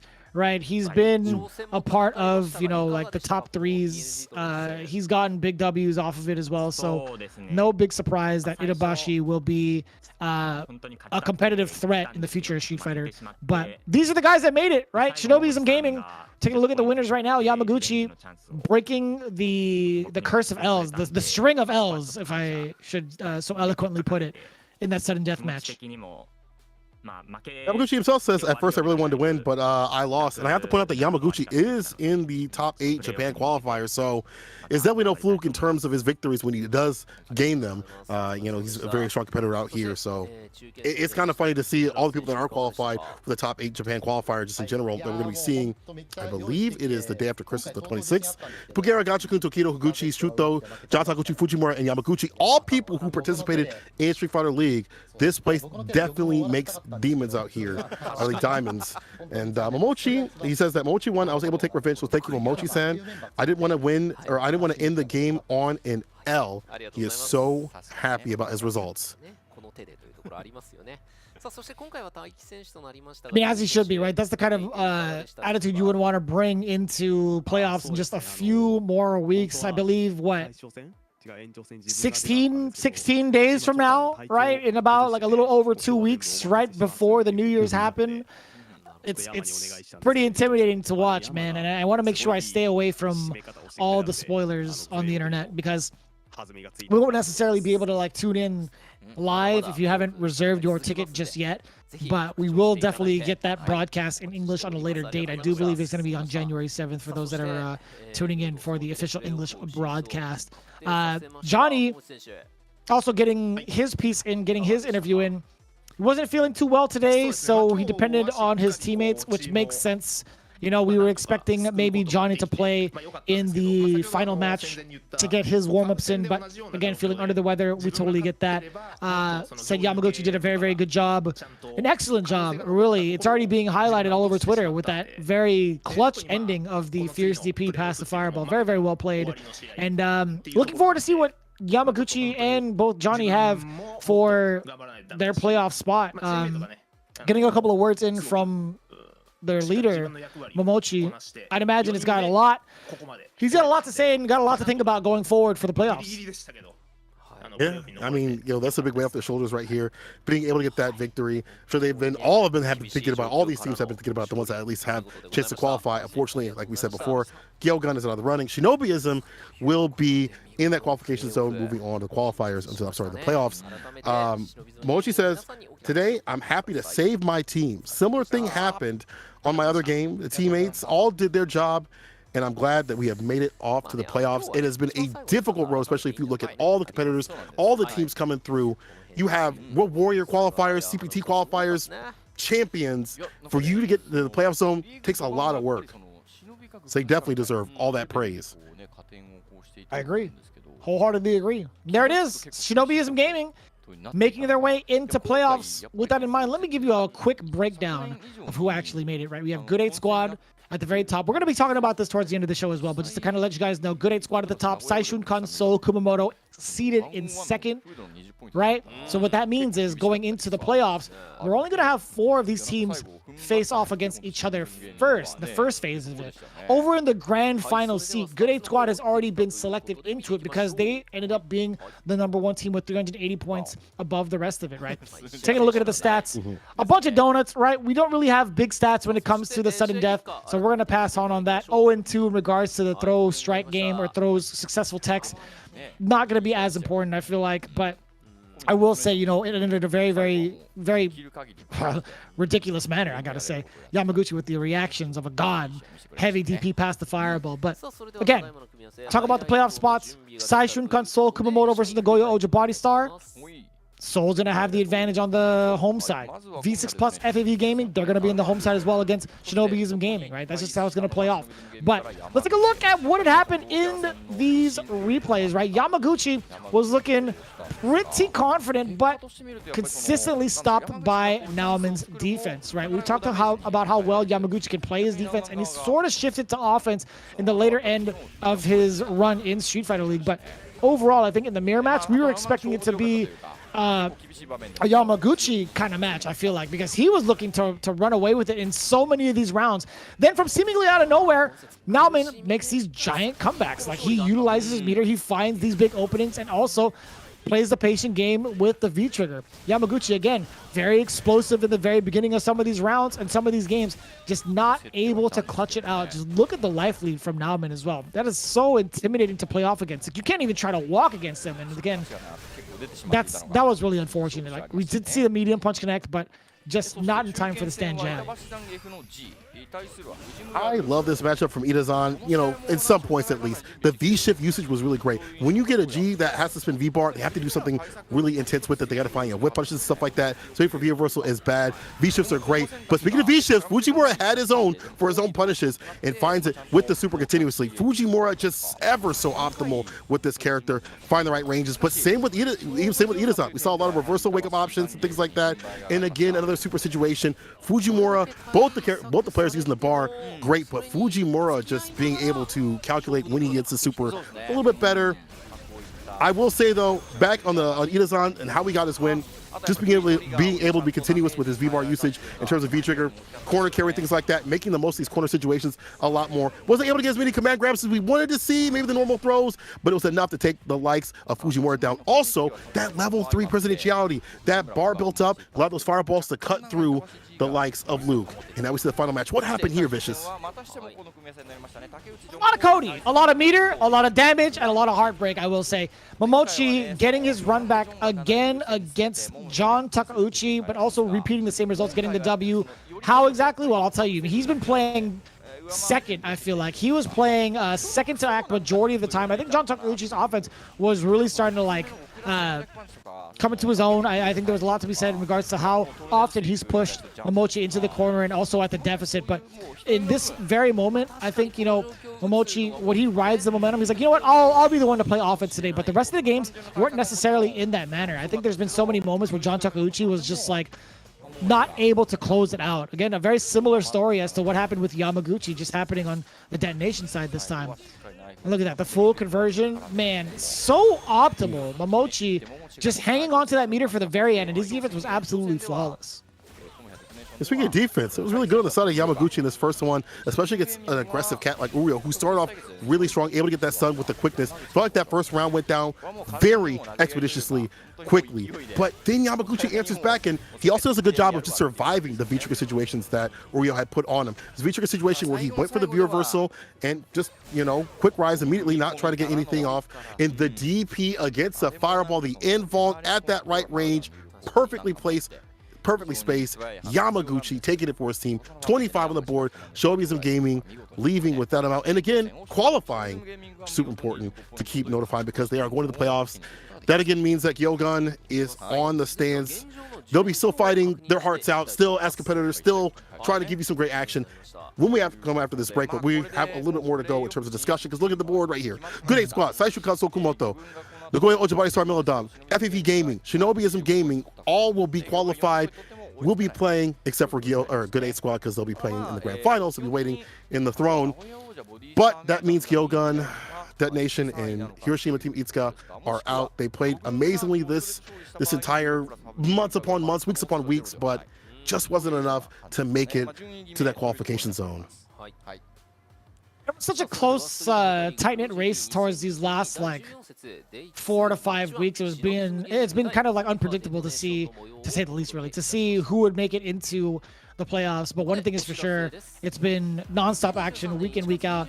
And that's something you can expect even further into the future of Street Fighter V, right? We have so many things to look forward to, right? We have the World Warrior events happening, I think around Christmas time, if I'm not mistaken. I think it's going to be like, that might be Christmas time itself. But other than that, we also have the playoffs, obviously, on the 29th, and then the big picture in January as well.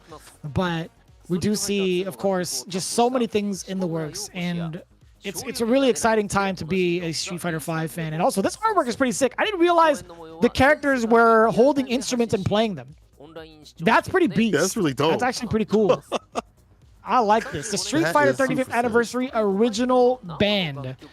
What is it? Street Fighter 35th _ live on Twitter. SF. I see. I definitely want to check that out in the meantime. But this looks pretty sick.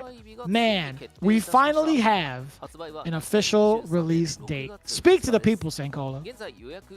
Bless up to Capcom for finally dropping this on us in June the 2nd. We get to play this game, and you know what? We also get to play this game this weekend in the closed beta. Make sure y'all sign up. I think the codes are going out Wednesday, but look at all the stages that you get to play at. Maybe not this weekend, but you'll get to play eventually. USA and Metro City, of course, Italy and France, and all the cool mini games. So it's not just about playing through ranked and getting upset that you lose. You can take a break, you know, maybe cut up some bottles a little bit, eat some food, and then also team up with your favorite Street Fighter V character. And speaking of a new favorite for me, I'm gonna be real.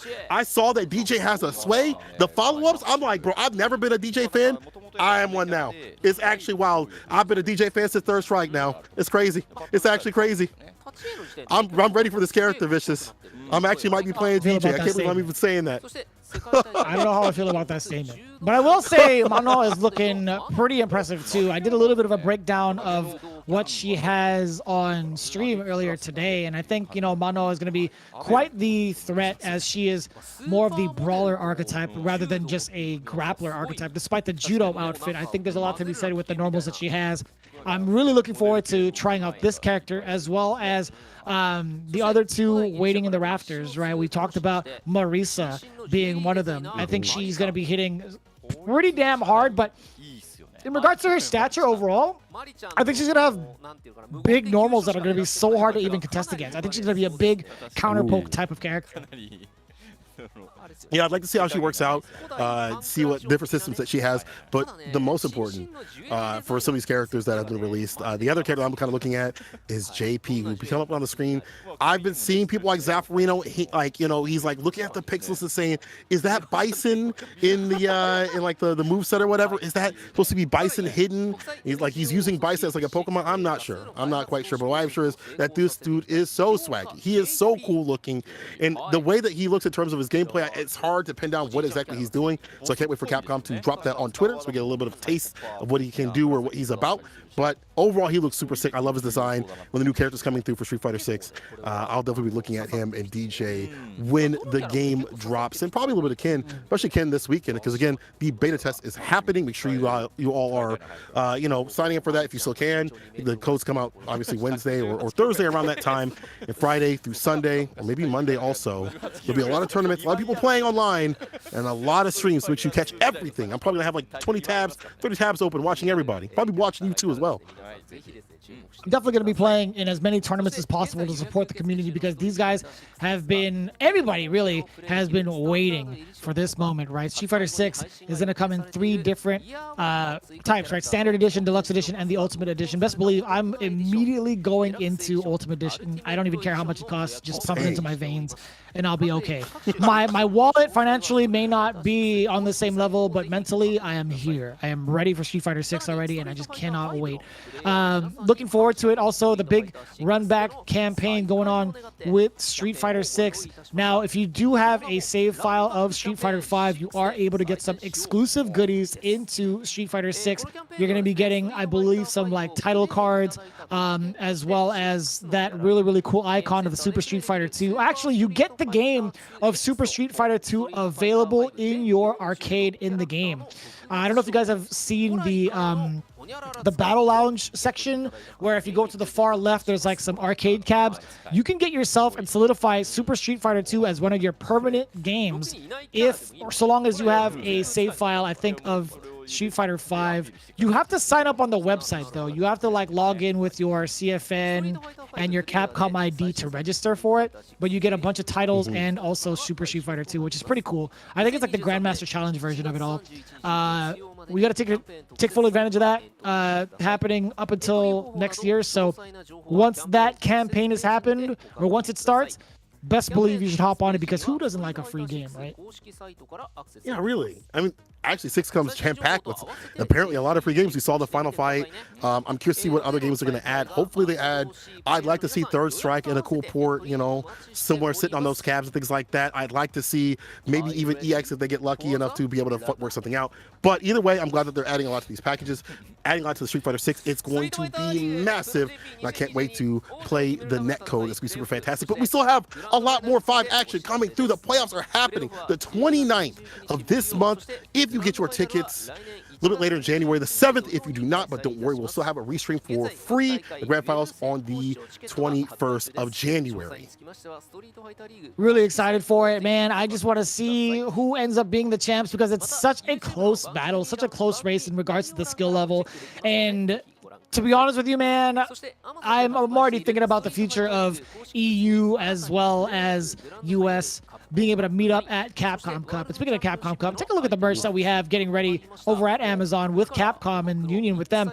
I will say I am looking forward to seeing whether or not we can get one of those nice hoodies too. We talk about like the sweatshirts with Capcom Cup, but man, the hoodie itself with the World Champion logo on that, that's pretty cool. I'm definitely going to pick up at least the Capcom Cup shirt. Yeah, that one's pretty fire right there. I like the black one too as well. I mean, all of these look amazing. Hopefully we get to wear those at the Capcom Cup, which is happening February 12th, the week of the 12th, I should say. A whole week of Street Fighter 5 action for all of you. Not only do we have the LCQ, 2 days of LCQ, but group stages, the Street Fighter League champions going on, and of course the finale of everything. Some of these players are actually going to be showing up at that event for the LCQ because they did not make it into the World Warrior event. As weird as that is to say, the likes of Daigo and possibly even Tokido may not be making it to the World Warrior event, so they might have to go to the LCQ. That is going to be super stacked. You do not want to miss any of the action Street Fighter 5 style around here, around anywhere, this month, next month, any month. With that in mind, again, you don't want to miss the rest of the action here for the final day of Street Fighter League Japan 2022. Up next, it's going to be the final bout between Gyogun and Nagoya Oja Body Stars. You guys do not want to miss the action. We will see you all after you hydrate yourselves, by the way, get some snacks. We'll be back after this short break. We'll see you guys in just a bit. この後は試合準備のため休憩に入らせていただきます。21時32分からは第14節デイ2マッチ2魚群対名古屋王者ボディスターミルダムの模様をお届けしてまいります。それでは一旦失礼いたします。ランバ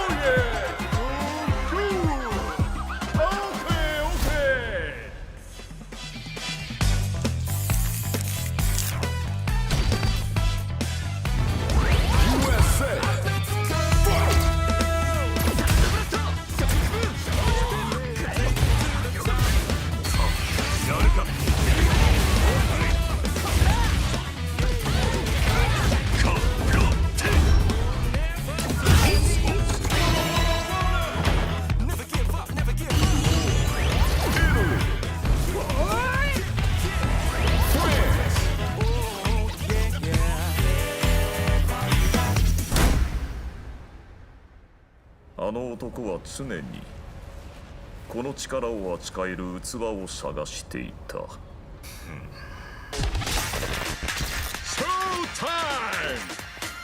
相手します。ぶっかわいがってやるよ。実に光栄です。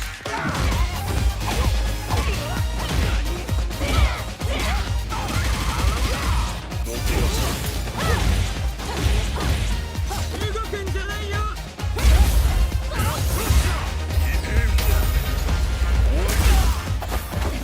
ここからよ。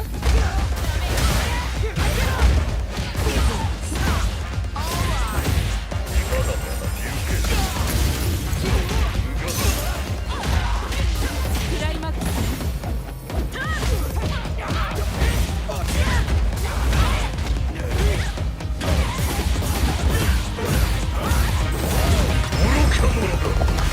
無駄な動きだ。終わらせましょう。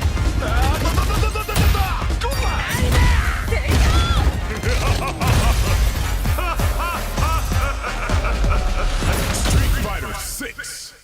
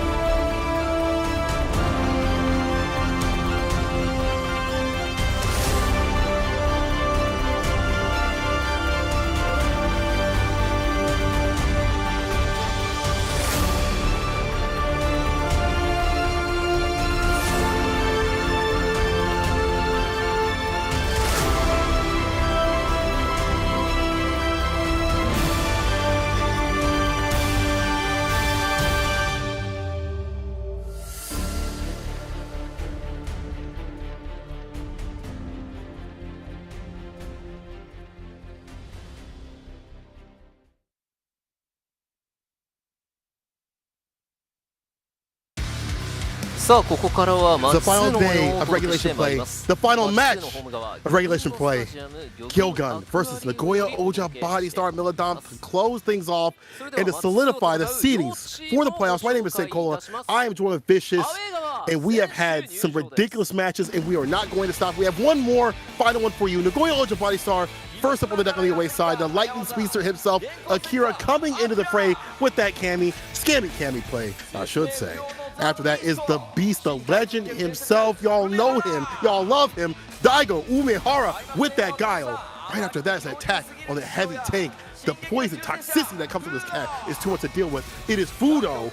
And last but not least is the White Omen himself. Still waiting to see him shine with that Akira. It is Nari-kun.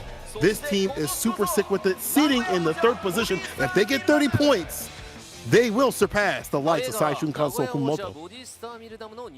They need 35 to be exact to at least take it over, but you know, actually no, it's gonna be 25. But yeah, 30 points is definitely the obstacle here for that team. But they have quite the obstacle ahead of them with Team Gyogun. It is the 2D god leading the pack with Mago and that Luke, not Karen, but Luke. And in case one wasn't enough, well, there's also another one in case from Mr. Optimal, but Machibo, he's been playing a lot into Cali lately, but I guess I gotta also talk about one of the prime Lukes here. Mizuha, the Moonlight Suzaku with his Luke has been so impressive, and of course, Moke, the hero of Sunrise, looking to put the Sunset and Nagoya Ojo Body Star and their matches today with that Rashid and Orfalk, if need be. We haven't seen Moke play in a long time, I feel like, and you can see Mago, he had tweeted earlier today, you can see him kind of sleep and slump over there on the top left, but he had tweeted it out. Very depressing. He said, "I'm gone." Did you see his stream where he had the heartbeat going and he flatlined as soon as that confirmation happened? Their team is unfortunately out, but they'll still put up a fight against the Ojo Body Star.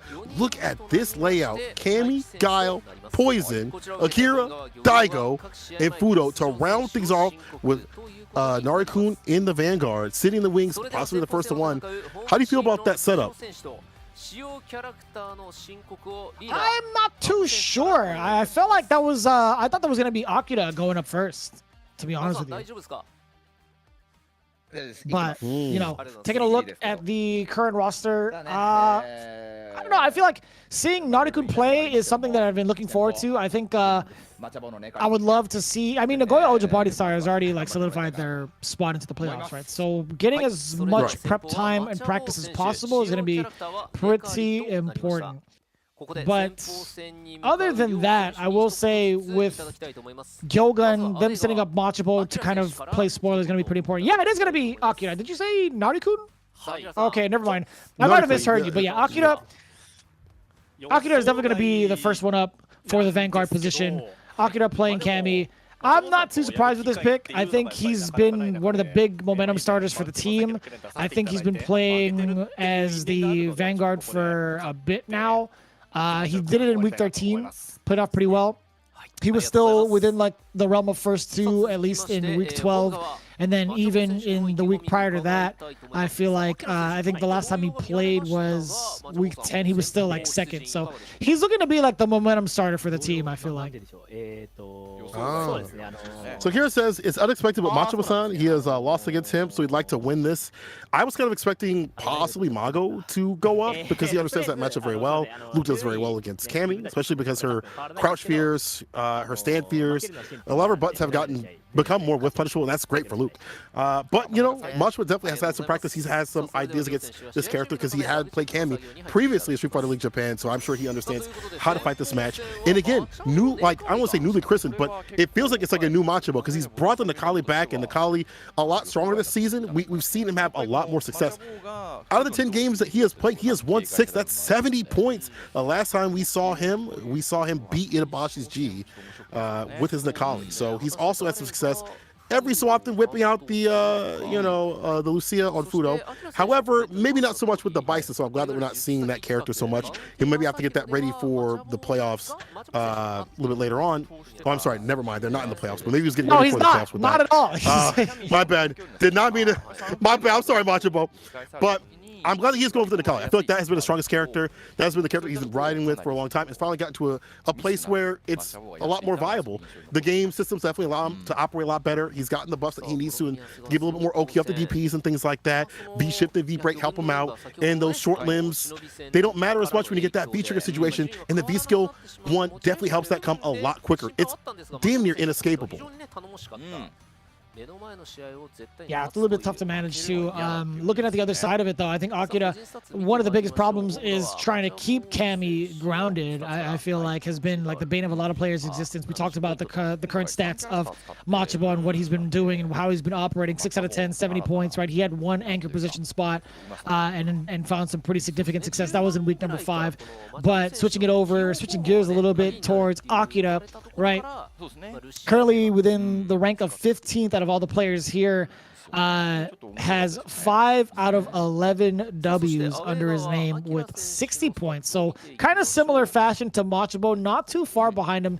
Did get himself a big W in one of the anchor spots, but for majority of his time here, I think he's been playing, I mean, obviously he's been playing within first or second for the team, not as much in the anchor position. but the one time he was the anchor was against Uryo, and that was on the home side. So they did play the big counter pick strategy in that regard. So when it comes to the away side, though, Akira is definitely going to be put either as the vanguard or the runner-up. Kind of makes sense. You know, that aggression, very hard to stop. That aerial approach, too, as well. And what he does on Wake Up is so different than other Kami players in terms of how he replaces those options. You are obviously worried about the EXDPs, but in the lights and things like that. But there's like Wake Up TK dive kick to the side of Akira that is just so prevalent in his game plan that opens up to so much if you're not careful. I'm also wondering, like, how is Machibo going to be dealing with these aerial approaches in general? His jump-ins are great. Machibo has some of the best jump-ins in the business. But when it comes down to how he's going to deal with the jump-ins from Akira, I'm wondering what he's going to do. Nakai has some decent DPs. You know, you get more off those DPs this season. But is he going to be able to keep pace with Akira? Last time they fought, you know, Akira did say that last time he lost against Machibo, but someone like Akira goes right to the lab. He immediately, if you watch the streams, will find answers and counter picks and things like that, or counter plays, I should say. So I'm expecting a different sort of result or a closer result in this match right here. Absolutely. I want to see it come down to the wire. I do want to see as many games as possible. This is the final regulation match of the season. I wouldn't want to see it go down to a 40 bomb again from Team Gyogun, but they are at the advantage to do so. So we'll see how it plays out. A little bit of a change up here in regards to how the matchup was played in regards to the order. You know, Machibo is not going to get the run back against Fudo, unfortunately. He is in fact going up first against the speed star Akira. Here we go, game one between Gyogun and Nagoya Oja body star Mildo. Just lets the jump in half for the jump heavy kick. To get her jump into mix-ups, you're still worried about jump heavy kick, jump fierce, dive kick, a lot of options. Back runless at the back medium, gets a counter, didn't get, I'm assuming that it's an overhead, maybe with dive kick. Ooh. Very important bust out, that would have been dead. Big whip punish inside of Akira, but after that, Machibo unfazed by it. Watch out for the command grab. No, instead he's gonna get the full meaty and the full conversion. Word! Back throw! He thought Akira was gonna spend it. Surely he would bust out. No go. Not going to happen. And usually, I mean, we would see Akira kind of go for those options, those wake-up options early in these rounds. So I get the idea from Machibo, but caught lacking. He's still get the knockdown. And again, building that D-bar with the quickness is Machibo. I can't believe it. Look at how fast he's going. Mile a minute, really, when it comes to Akira's speed play. Oh boy, counter hit conversion, constant medium punch into the standing strong link. Not quite the stun, he thought he had it. This might be problematic though. Machibo's stun no longer a factor. He might get a confirm into the V-trigger. Oh, back throw. Slowly chopping down the tree of the life lead. Jump back. Oh, that could have been critical art after that. Akira looking for that one hit to do it. The confirm from Cammy. That's the special right there. Be reversal out of there. Max has all this real estate to play with. A lot more movement. It's gonna help you deal with that B skill if need be. Whoa, caught him coming in with the medium. Stop. Oh. Still anyone's game. Akira's looking for the confirm as well off the crouching heavy punch. You've seen him show off that card, but now the counter hit. No, too far to get anything off of that. Machibo, back throw. On wake up, Akira. A little overzealous. Machibo, he got that bait out the first time. He had the right idea, but Akira falling susceptible to it in the second round. Ooh. Dash of BP, unfortunately, did not work out for the side of Machibo. Akira taking him to the corner immediately. Seeing a dive kick. He shifts out of there, but still gets caught with the crouch mini kick. A little bit of damage with the stop right after. Akira trying to keep him caught up against the wall. The jail, no bail. Don't let him leave. Oh. Did you get the activation coming from the side of Machibo? A little bit more mobility when it comes to the forward dashes, but it just walk speed in general. Now Machibo, he does have full critical art as well. Forward throw, dash up, no. He's looking for something. He just threw out standing media kick. Oh, you're dead? Ooh. You get extra damage off of that? The heart attack. Oh, hella damage. Sir. And maybe that also has occurred because of the fact that Cammy, lower health this season. So for good reason, Machibo spins to win And he's been having so many clutch out situations and so many drops on the side of Akira that are not continuing the approach or continuing the pressure, I should say, or getting that stun that he needs to finish things off. Very strange, you know, he's maybe kind of speeding over himself a little bit more than he needs to, and Macho is so ready to take things back in his hands. Yeah, I don't think there's really a stop sign or any sort of slow down button from the side of Akira, but I do like that from him. I think there's got to be other ways to kind of oppress Machibo on offense, right? Like, or sorry, on defense. I think the way that Akira has been playing thus far is really, you know, pretty much juking the opposition into thinking they can press buttons when they can't. I think Akira needs to find that within this matchup itself, because the more passive he plays, the more against the style of what he wants to do. So this is pretty much within the lore of Akira going into the holiday Cammy outfit to power himself up mentally. We'll see if that actually helps out here. Maybe one thing that Akira could do is utilize more of those light buttons. Some things that are not going to be whip punishable as much. Not like that, but unfortunately, Machibo is right with that medium. Oh, pepper those in every so often. It's a side switch off the EX. EX bust out from the side of Machibo. Stun no longer a factor, but still swinging for defenses from both ends. We do get the medium kick activation, but we also get the target combo. Man, the full conversion from Machibo. His activation was way more effective, and Gyogun, they're looking to take out their anger really against the Goya Oja Bodyset for not making it to the playoffs. Oh, that was a sick conversion too. The heavy kick was in there. The heavy kick was in there. Keeps it media again with the medium punch. Bad situation, caught up in the corner. One more sequence.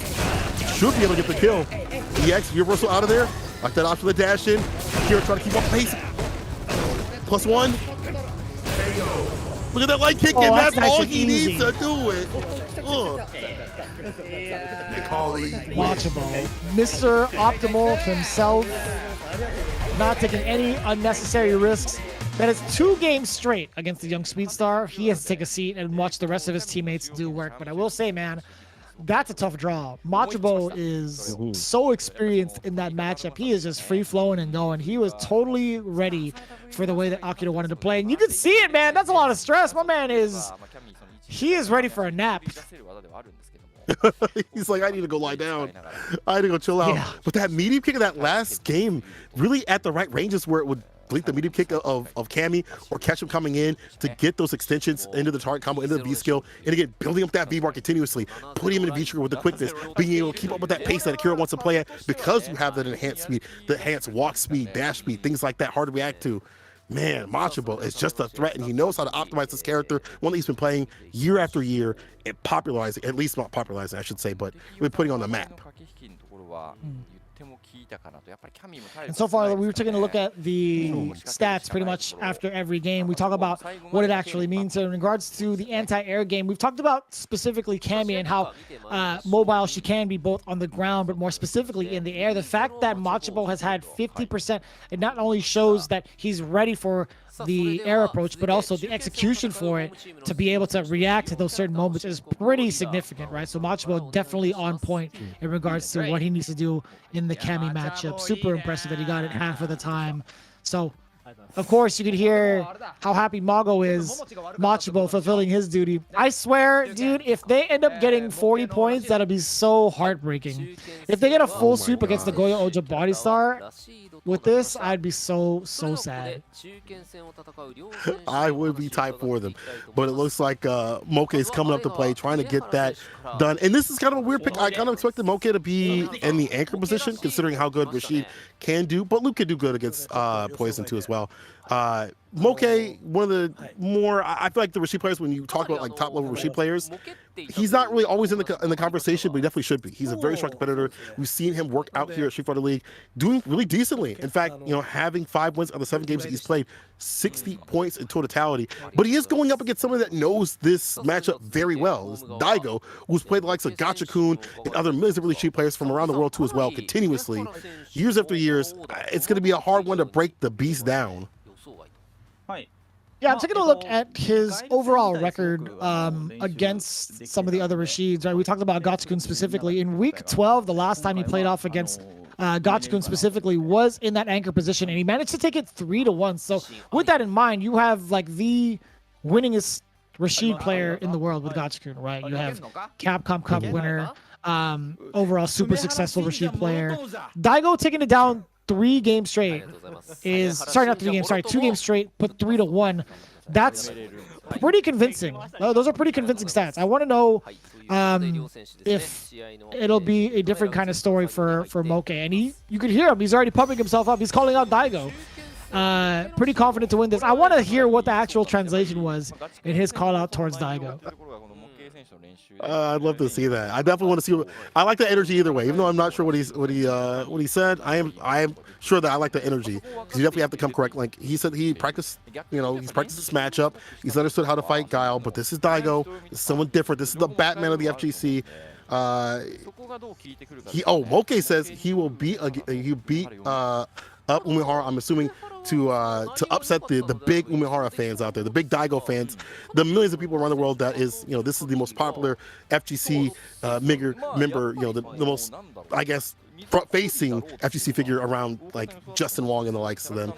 But I am curious because, like, Daigo is the Batman of Street Fighter V. You give him time, you give him prep time. Like, if he comes up like this, he knows who he has to prep for. He probably understood that Moke was coming up. He's going to have something different for this, different sort of Rashid. So I'm curious what Moke is going to do. Is he going to go more for an aerial approach than we saw Gachikun? Is he going to go more for, risky movements or risky fierces and crouch fierces and things like that, more than what Gachikun did? I'm very curious of what he's going to be doing differently in this first of 2. Nah, there's nothing risky about throwing out any of the hard punches from Rashid. Are you kidding me?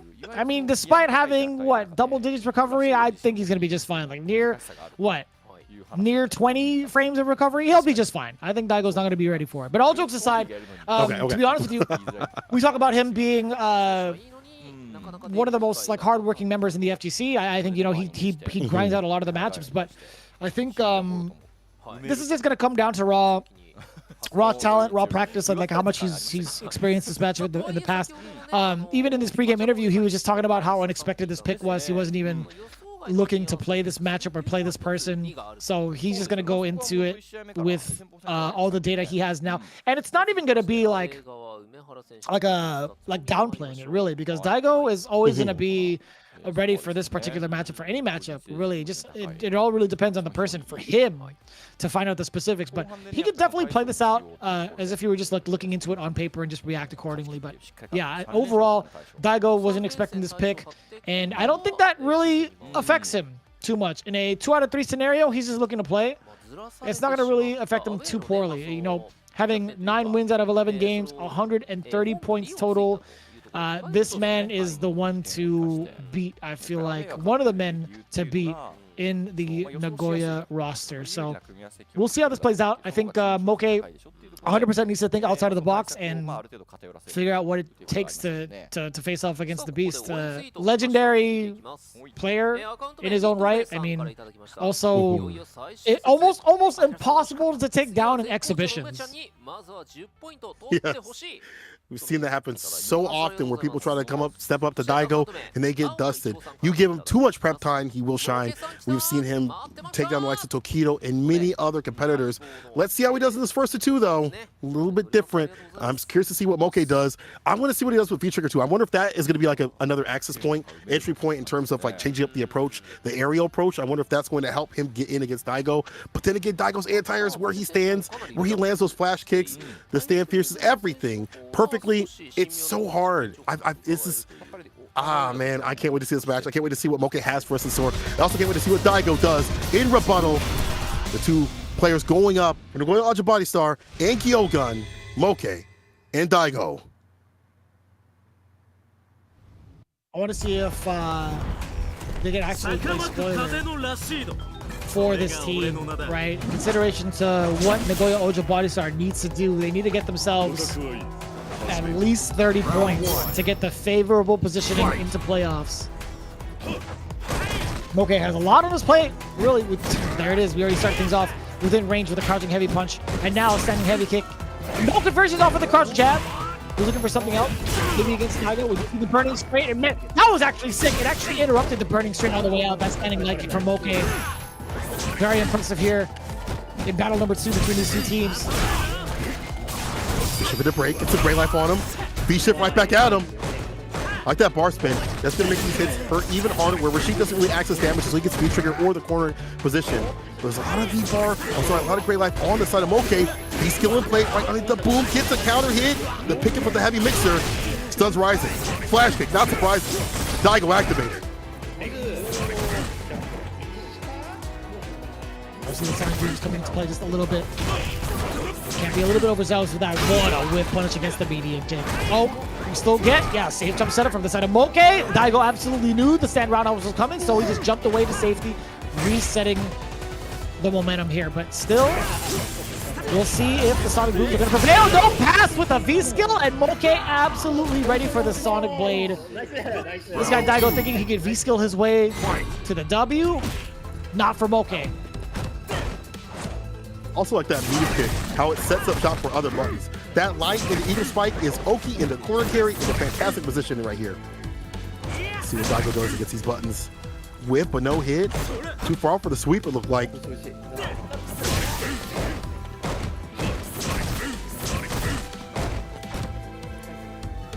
Bot coming into play as well. Daigo just trying to occupy some of the space. That was a little bit awkward, but no conversion from Daigo. Even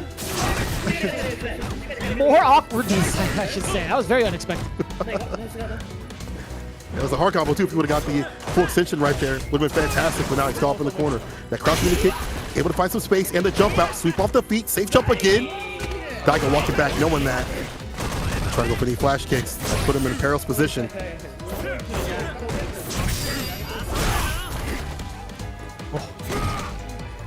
Okay, does have Daigo against the ropes. Dia versus Ak had to create some space for himself. The burning straight, no success against Moke. The EX Sonic Boom, though, he is able to walk way further. That was sick! Wait, how did that even hit? That crouching heavy punch hit a normal on the way out for a counter hit. Oh, it's a whiff punish. Or sorry, not whiff punish, excuse me, just a punish on the sweep. The activation, bad situation, yeah. Be reversal immediately. Don't let him start this aggression. It's so difficult to deal with because this character up in the corner is so hard to stop. Off the backboard, try to bait on flash kick. Use that bar for EX. Dive kick coming through. One more hit, the delay rise. Daigo with the back throw just for the finish. Still risky, but still seals it. Does not want to do any goofy stuff. And we are round to round. What a decision from Daigo. The wake up back throw. Moke thought this was going to happen.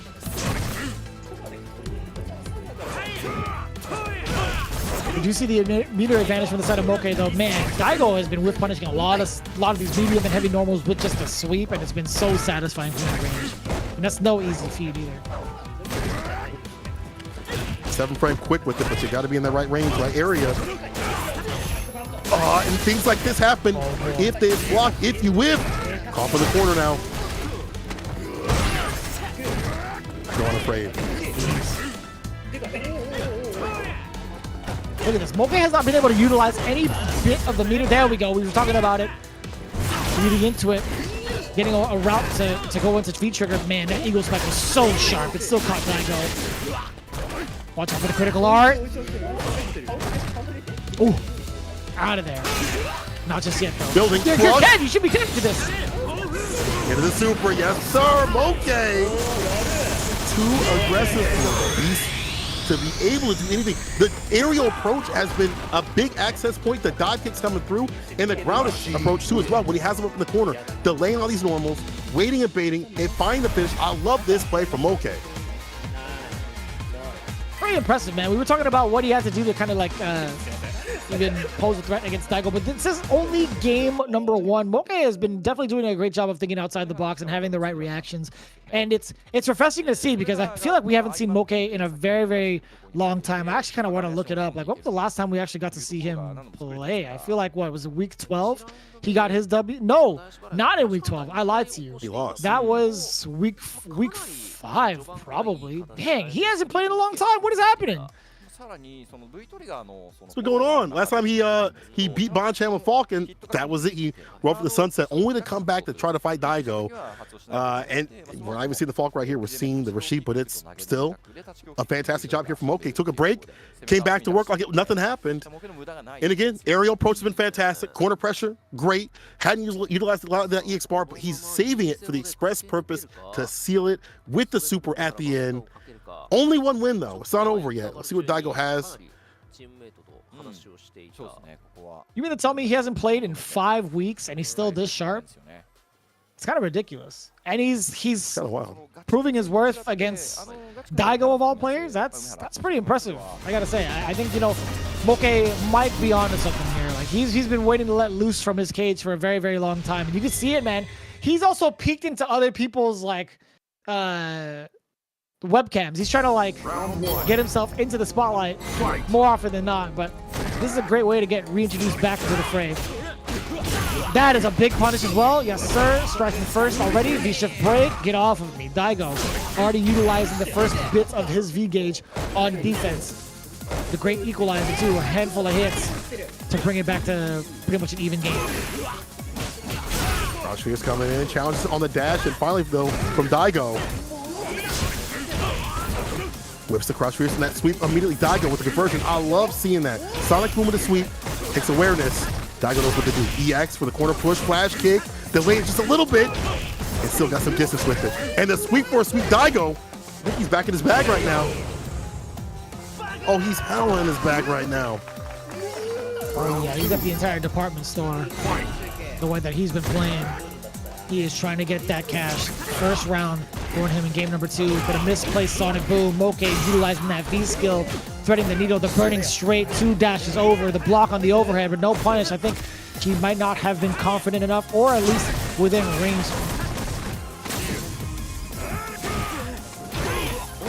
Right straight again, heavy kick. We'll have a crush for a follow-up. But Daigo using that EX bar, get some distance, and the B shift goes to the break. Next Sonic Boom's gonna hit and hurt a lot more. Like him using that V bar for something different. Now has Moke up in the corner. Right there, turn up Ray Life as well. There's a need activation on the other side, and EX flash kick still. Daigo does not give a damn. So much damage off of that as well from the Gray Life. With the sweep punish. Now it's all Daigo in full control. Throw will do it again, but no, he's trying to keep him blocked. Hella plus frames, but no, he's backing away afterwards. He does not want any part of being in the corner against Rashid. But one way or another, he will be there. No, the V-shift break, I lied to you all. What a jab. The big interruption. Saw the flash and immediately got the match. That was so smart here from Daigo. Look at that defense. Even that walk back was great. Building up that V-bar for the express purpose of using that V-bar for something defensive with it, right? Backing up, saying, yo, hit me all you want. I'm going to back up, block, I'll get my defense, and now get some offense. And speaking of defense, going back to that, the fact that he's getting out of these corner positions a lot better, a lot more stable, whether it be EX fireball or the jump bounce and taking a trade or a slight hit or whatever with it. He is on game in the sweeps against the buttons. Most of them I've seen medium kick, crouching heavy kick, things like that. I don't typically see it against a medium kick in general. The fact that he's sweep with punishing these, it's looking difficult here from Moke. Game point, both players. It really is. Burning straight is there, 2 dashes over. Get the forward throw as well. So much space created for Daigo. Another burning straight. Moke cannot fight against the wonder button. That is back heavy punch. Forward throw again. Another one. Daigo just weaving in and out of the ranges that Moke is trying to play out with the mediums. He has to throw some of the heavies now, but still the burning straight is the big normal to contest against. Moke, he still can't find it. He doesn't have the range. He doesn't have the momentum. It's Travel gets the knockdown dive kick coming through. Sweep off the feet. Heavy kick activation. This is where we're going to access all that damage for these extensions that you get in this feature situation. Off the backboard, the area right there. The beast is ready. In the throw, the dragon suplex, so down to the ground you go. Daigo now the one on set point. The dominant fashion.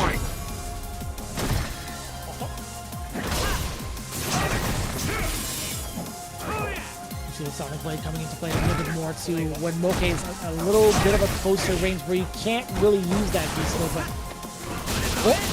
out of there. No, he just ran into the spinning mixer. I think Daigo might have tried to contest against it, maybe try to stop it in his tracks, but no. see Daigo again just being a little bit more of the fisticuffs gameplay, throwing a lot of these burning straights again with the burning straight, again with the burning straight. We're going to see this a lot contesting against Moke, preventing him from throwing out some of his heavier normals. Now we see why, right? That big punch counter is going to stop Moke more often than not. It's building up that B-bar, the bomb too as well. He's gonna hit that super, just needs that one hit to do it. That burning strike would be fantastic. Or a flash kick for the finish. The super, the CA at play. Daigo says, not today. Don't jump in on me. Guile win. Not cleared for takeoff, and that is one game for the side of Nagoya Oja Body Star. 10 points in their favor. Now, they need this right here. This is the anchor match. They need to solidify this W to get a favorable seeding position for the playoffs, right? They are now at 340. They are 15 points away from taking it over Saishun Console Kumamoto. And I gotta say, man, what a wondrous, a very, very wondrous path for Saishun Console Kumamoto with the way that they've been playing too. Just a little bit of a side note. The fact that they are currently in second place is phenomenal. With how shaky it was going into like the way they were playing, like into the first half, even little bits of the week in the second half too, with such a ridiculous team. But yeah, we'll save that conversation for another time. But Daigo, yeah, again, making it very, very difficult for Moke to utilize some of his bigger buttons, which is very much so a Rashid thing to do, right? He wants to take advantage of his big buttons as many times as possible. But Daigo, again, he's been in this situation plenty of times. He knows exactly what he needs to do to pick apart any sort of matchup, no matter who it is. I love the fact that Daigo goes for the button that's just not being countered, the burning straight continuously. It added up the crush counter damage, and Moke did not have an answer. Media kick don't do anything, sweep don't do anything. Dive kick, if you catch the limb, kind of could get it. But look at the stats here. The anti-airs 3-7. A lot of those ended up well for Daigo. You know, we saw that being the finish right there. And the bust outs, 3 out of 3 bust outs from Daigo actually worked out. 2 out of 5 in terms of the throw techs, but more importantly, the anti-airs and the bust outs being favorable in the side of Daigo, those could have led to bad situations. Jump in from Rashid could lead to the corner immediately, and a bust out that is whiffed could be punished in kind by the likes of Rashid too as well. So I like the fact that he was so ready with a lot of these options, and now we see 10-10. It all comes down to anchor position, possibly, depending on how Nagoya Ojibari Star Milladom works out with Fudo waiting in the anchor position. Who do you send up against the threat of the poison? The entire team, honestly. I don't even know. Like, so the initial pick from Hameko was actually Machabo, because we've seen Machabo counterpick Fudo with the Lucia, which was an amazing counterpick, by the way. We did not see that coming, but we're starting to see a... All right, well, we're going to see the captain as the anchor against Fudo, and this is very much so a big pride match, I feel like, for Mago. He wants to go out showing off as much as possible before he moves on to streaming and talking about whatever it is he talks about on his streams. I will say, watching him play other games is pretty entertaining. I will say that. I definitely play the other games that he's been playing, so it catches my eye. I'm like, all right, Mago, I see you. Hop over to NA servers and we'll see how you throw down. But no, I mean, other than that, I think Mago, again, he understands what the situation is. He's just going to be playing his heart out. I think there should be like a little bit of a seriousness to it. I also hope to see Mago travel out to the States for the Last Chance qualifier, to be honest with you. It would be lovely to chat it up with him again. His English is actually very strong. So we'd love to see him in the States for Capcom Cup, hopefully. Yeah, love to see Fudo too as well. You know, Fudo not be able to qualify either. So we'll see what happens. We'll see also if they are able to come out the States because they win for Street Fighter League Japan out here. Between these two, though, in terms of the matchup, though, Luke versus Poison, the more I watch the likes of like Idom and how his run went in the East Coast qualifier for CPT, the more it kind of skews a little bit in the side of Luke.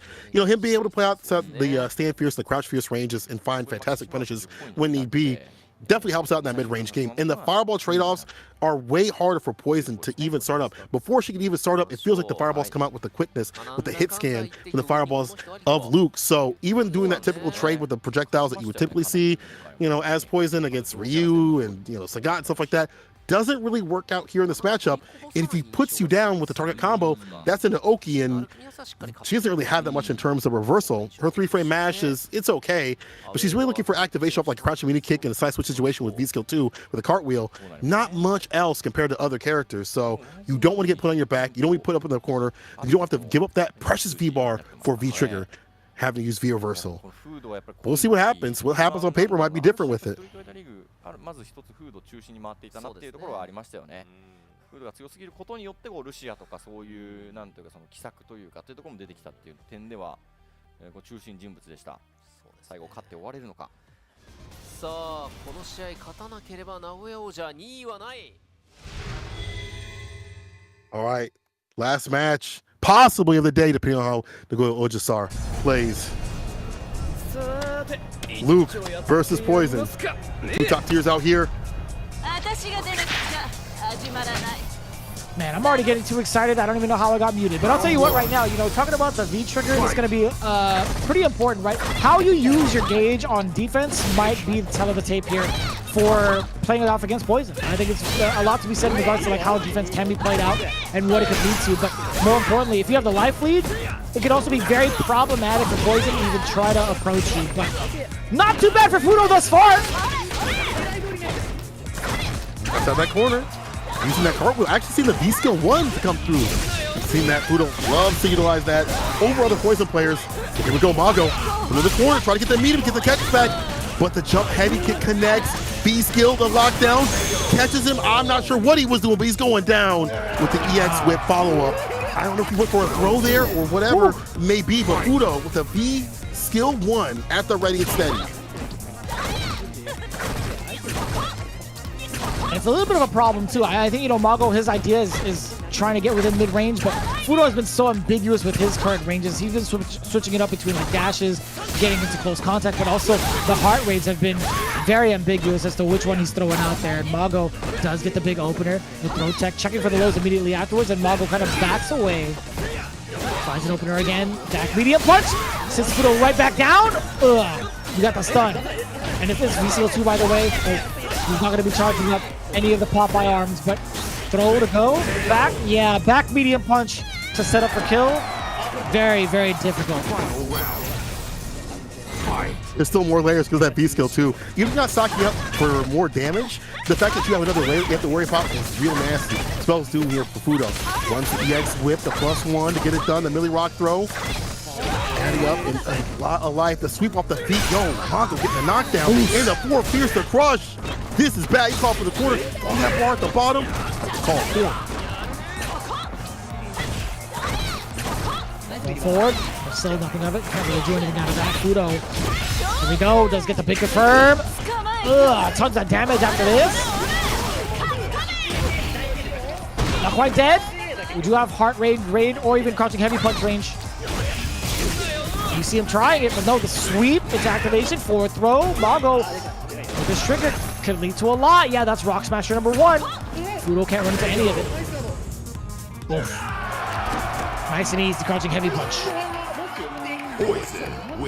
Fudo is so difficult to deal with. Poison players, I feel like much of the Poison players are a little more stagnant with their movement, but not Fudo. He's always moving and grooving around the screen. He's always willing to have these bursts of aggression for these dash-ins, either be a medium punch or just to shift his position a little bit. And that V-skill 1 also makes it very difficult to time these fast fireballs of Luke. He has a nice answer, and even on throw techs, Fudo with the first game. Uh-oh, he's in. Don't let him in. Actually, don't let him out either. Oh, that's huge. Yeah, the jump reset there from Fudo.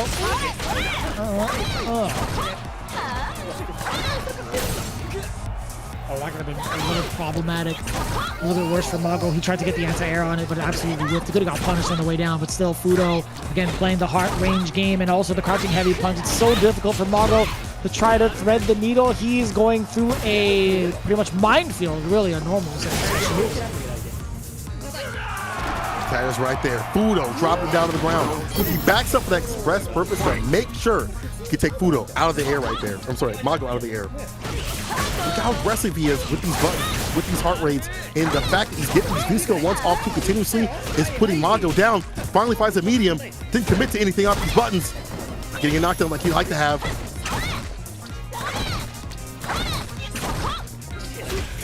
So much chip damage in Grey Life on the way over. Like the amount of damage you are taking just to clear a path towards Fudo is like a very, very heavy toll for Mago.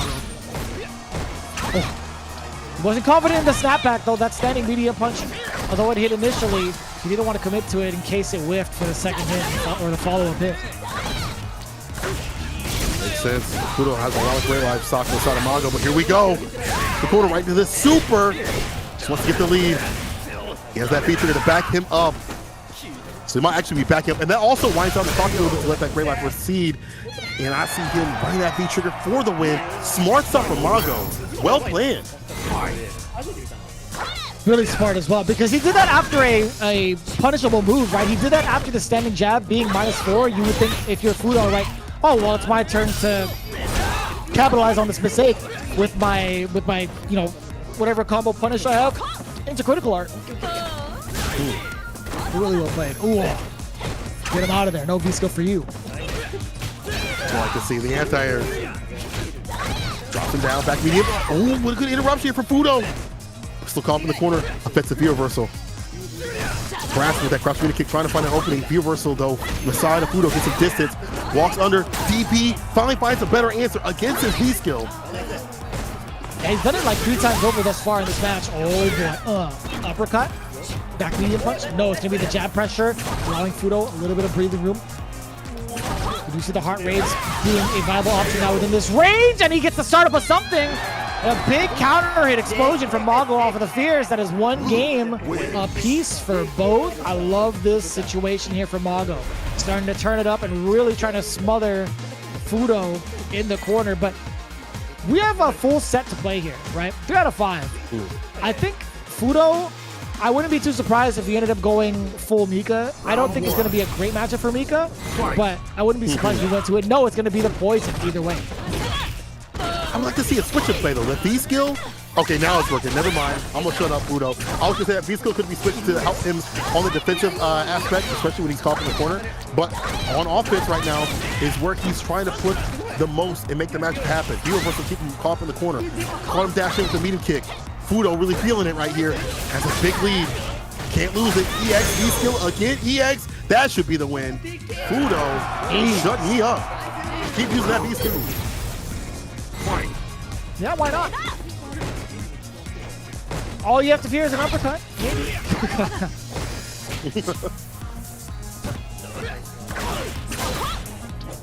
Man, just walking up with the space, still getting a counter hit and also getting the whip punish, standing medium kick from it, but nothing too detrimental to Mago. It's so difficult to tell when Fudo's going to utilize that V-skill from what it looks like. He's even teasing the idea of like whip punishing the standing Fierce, the crouching Fierce. He's like, come to this area, come do this. And then he utilizes that V-skill or dash in. Nice off in the corner. Activation stops the heavy kick from coming through. Yeah, he'll take that cross-cut DP, definitely. You don't want to take too much else. Oh, that's going to be huge. Off of that sequence, he might, yeah, he's dead. Oh, what? I thought the last hit would have made it. His health explode. You know what? Let's call it wrong every time. That's how we feel today. That's totally fine. It's fair. Just call it wrong today. Very surprised. I will be real. I'm very surprised that he survived that. And now he's still in with a dash in throw. Whiffs him. Fudo though. Still, we see that bar used to get these big leads. Even if it's not going to kill, he just gets these fat leads and forces you to come to him to get the win. And it's so difficult to do so. Mago looking very stumped right now. That's a whole different side of Fudo as well. I think the first 2 games were definitely the downloading games. He was trying to process all the information given, but Fudo, I think he fully understands the game plan now. Yeah, the big interruption. Actually, not interruption, but he actually stopped the dash in his tracks. Man, the throw bait with the V-skill, I thought he was going to do it again. This man is ridiculous with it. The cartwheels look like Barnum and Bailey's. That V-skill coming through continuously and building up a lot of speed bar. Not only that, harassing Mago. and build the mental stack. The sweep though, B shift goes for the break. Fudo in his bag, and you can tell he's using that B bar for that B shift instead of holding it on to the B trigger. He's got such a big lead, I can see why.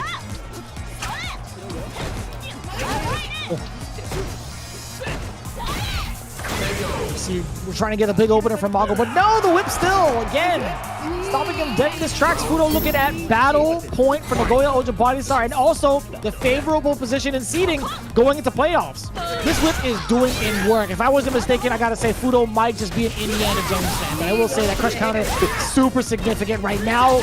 Mago, he's on the thrill of the kill. He's looking for a way to make Fudo bleed.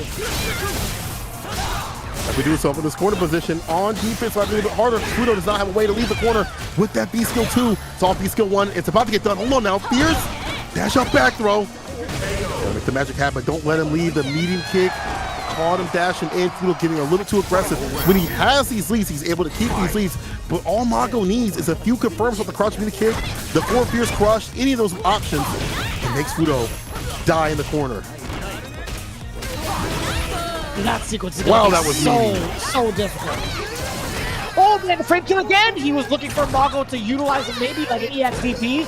He just backed away and let go.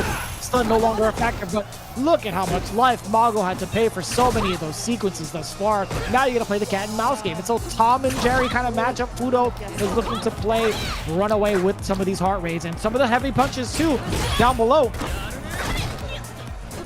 That's true. But Luke can do some Looney Tunes damage out here. Dash up medium, back medium, delaying the button, gets the counter hit, actually set the situation a little bit, and gets the thermal blast blaster, puts him in the corner. Nickel Sam's with the throw, stuns rising, wants to wake up, option, B reversal. She'll call up in the corner, the medium kick into the B skill, and that'll be the kill. Fudo taking down Mago in our final match of playoffs. Poison wins. They did what they sought after to do, and that is get themselves in a better position for playoffs. They succeed with 30 points in their name, a 5-point advantage over Sai Shunkan Seoul Kumamoto. And that's going to be ever so important being in that home position, especially with such a powerhouse team. Now, Gyogun, again, I must bid you adieu.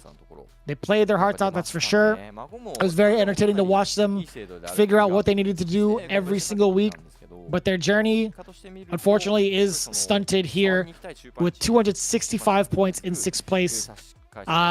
Indefinitely, right? I mean, like, as soon as Shinobiism got their points, it was pretty much over for Gyogun. But as for Mago, he wanted to go out with a bang. Didn't get to find it against the attack-heavy tank that is Fudo. And that poison, super impressive stuff. Super impressive run from everybody in Gyogun. Even with Moke, and more importantly, I feel like Machibo. Machibo, again, really coming to his own with that Nakali. But Moke also, would love to see him play a little bit more. But big ups to everybody a part of the Gyogun squad for making it this far. Yeah, 100%. They did a fantastic job. That's such a strong team. Strong list of characters, too, as well. I mean, you look at with the pedigree, not only the players, but the characters that they have. It's kind of wild to not see them make the playoffs. Saishun Kanso Kumoto is going to be the one making the playoffs this time instead of them. But still, good work to them throughout the entire league. We'll see some of these players still at the LCQ, possibly at Capcom Cup, depending on what happens in terms of what happens at the LCQ. But Nagoya Oja Body Star Milodom, Fudo ending it out in a way I didn't even expect. I think that if you whiff you whiff stand fierce, crouch fierce, whatever, you'll get hit. That's like the layer 1. But him being able to get these dash in situations, being very hidden in how he wants to dash in, it didn't always work. But hiding those intentions behind buttons and other specialists and stuff like that made it difficult for Mago to just deal with that mental stack. There was so much going on, and that V skill 1, so problematic. It caught him 3 times in a row. 3 times in a row. And even though we saw some answers, it just was not enough to deter the likes of Fudo. Man, kind of cheap. Well earned, to be honest with you. I mean, I feel like that tactic hasn't really been utilized as much or as often from the amount of times you've seen Fudo play. How often have we seen that V skill 1 utilized in that manner? In every single week. Not really that often. I don't think ever, really. I feel like there's only been like 1 or 2 times every every like month, to be honest with you. So with that in mind, I think him pulling it out against Mago, that just tells me I feel like that's a very much so a personal kind of gameplay strategy. That is definitely a player matchup kind of strategy that he's been waiting to utilize. That's what it tells me at least. But we are getting our winners interview conducted as well as we get the full force of that, or at least the full translation of that. I do want to remind you folks at home that as we get ourselves ready for the playoffs, we will have an interview with the top 5 teams to kind of talk to them about their overall journey and what they're looking forward to in the playoffs. So we will hopefully get a full translation of that going forward. But right now with the winners interview, Akira, he had some words for Machamo-san. He admitted defeat, and he's like, you know, maybe I'll never be able to win against him. But he also segues into Daigo saying, thanks to Umehara-san, we can start from number 2 into the playoff spot. Very high positioning, very high ranking, and very good way to close things out. He said it was Daigo said it was an unexpected match. He's only been practicing the Cody match up on his stream, so he wasn't really expecting to have to fight Rashid. But again, that years upon years of fighting like Sagachi-kun, probably fighting the Birds and many other Rashid players as well over season after season, and probably Moke too as well, have led him to still find the victory. And he went back to his team and asked them, have I forgotten something? I wonder if it was just the burning straight button. That button, we saw that continuously come out, and we didn't see Moke have an answer to that. I wonder if that was the button of choice that his team was like, you should use this. It's kind of a good button. You should use this button. I wonder if that's the one, but it just says the teammates gave him a good advice. So, you know, either way, helped him win. No doubt in my mind, right? I think there's a lot to be talked about in regards to the synergy of these players. You have Akira and Narikun, some of the cats that really don't get as much of the limelight in regards to the competitive play.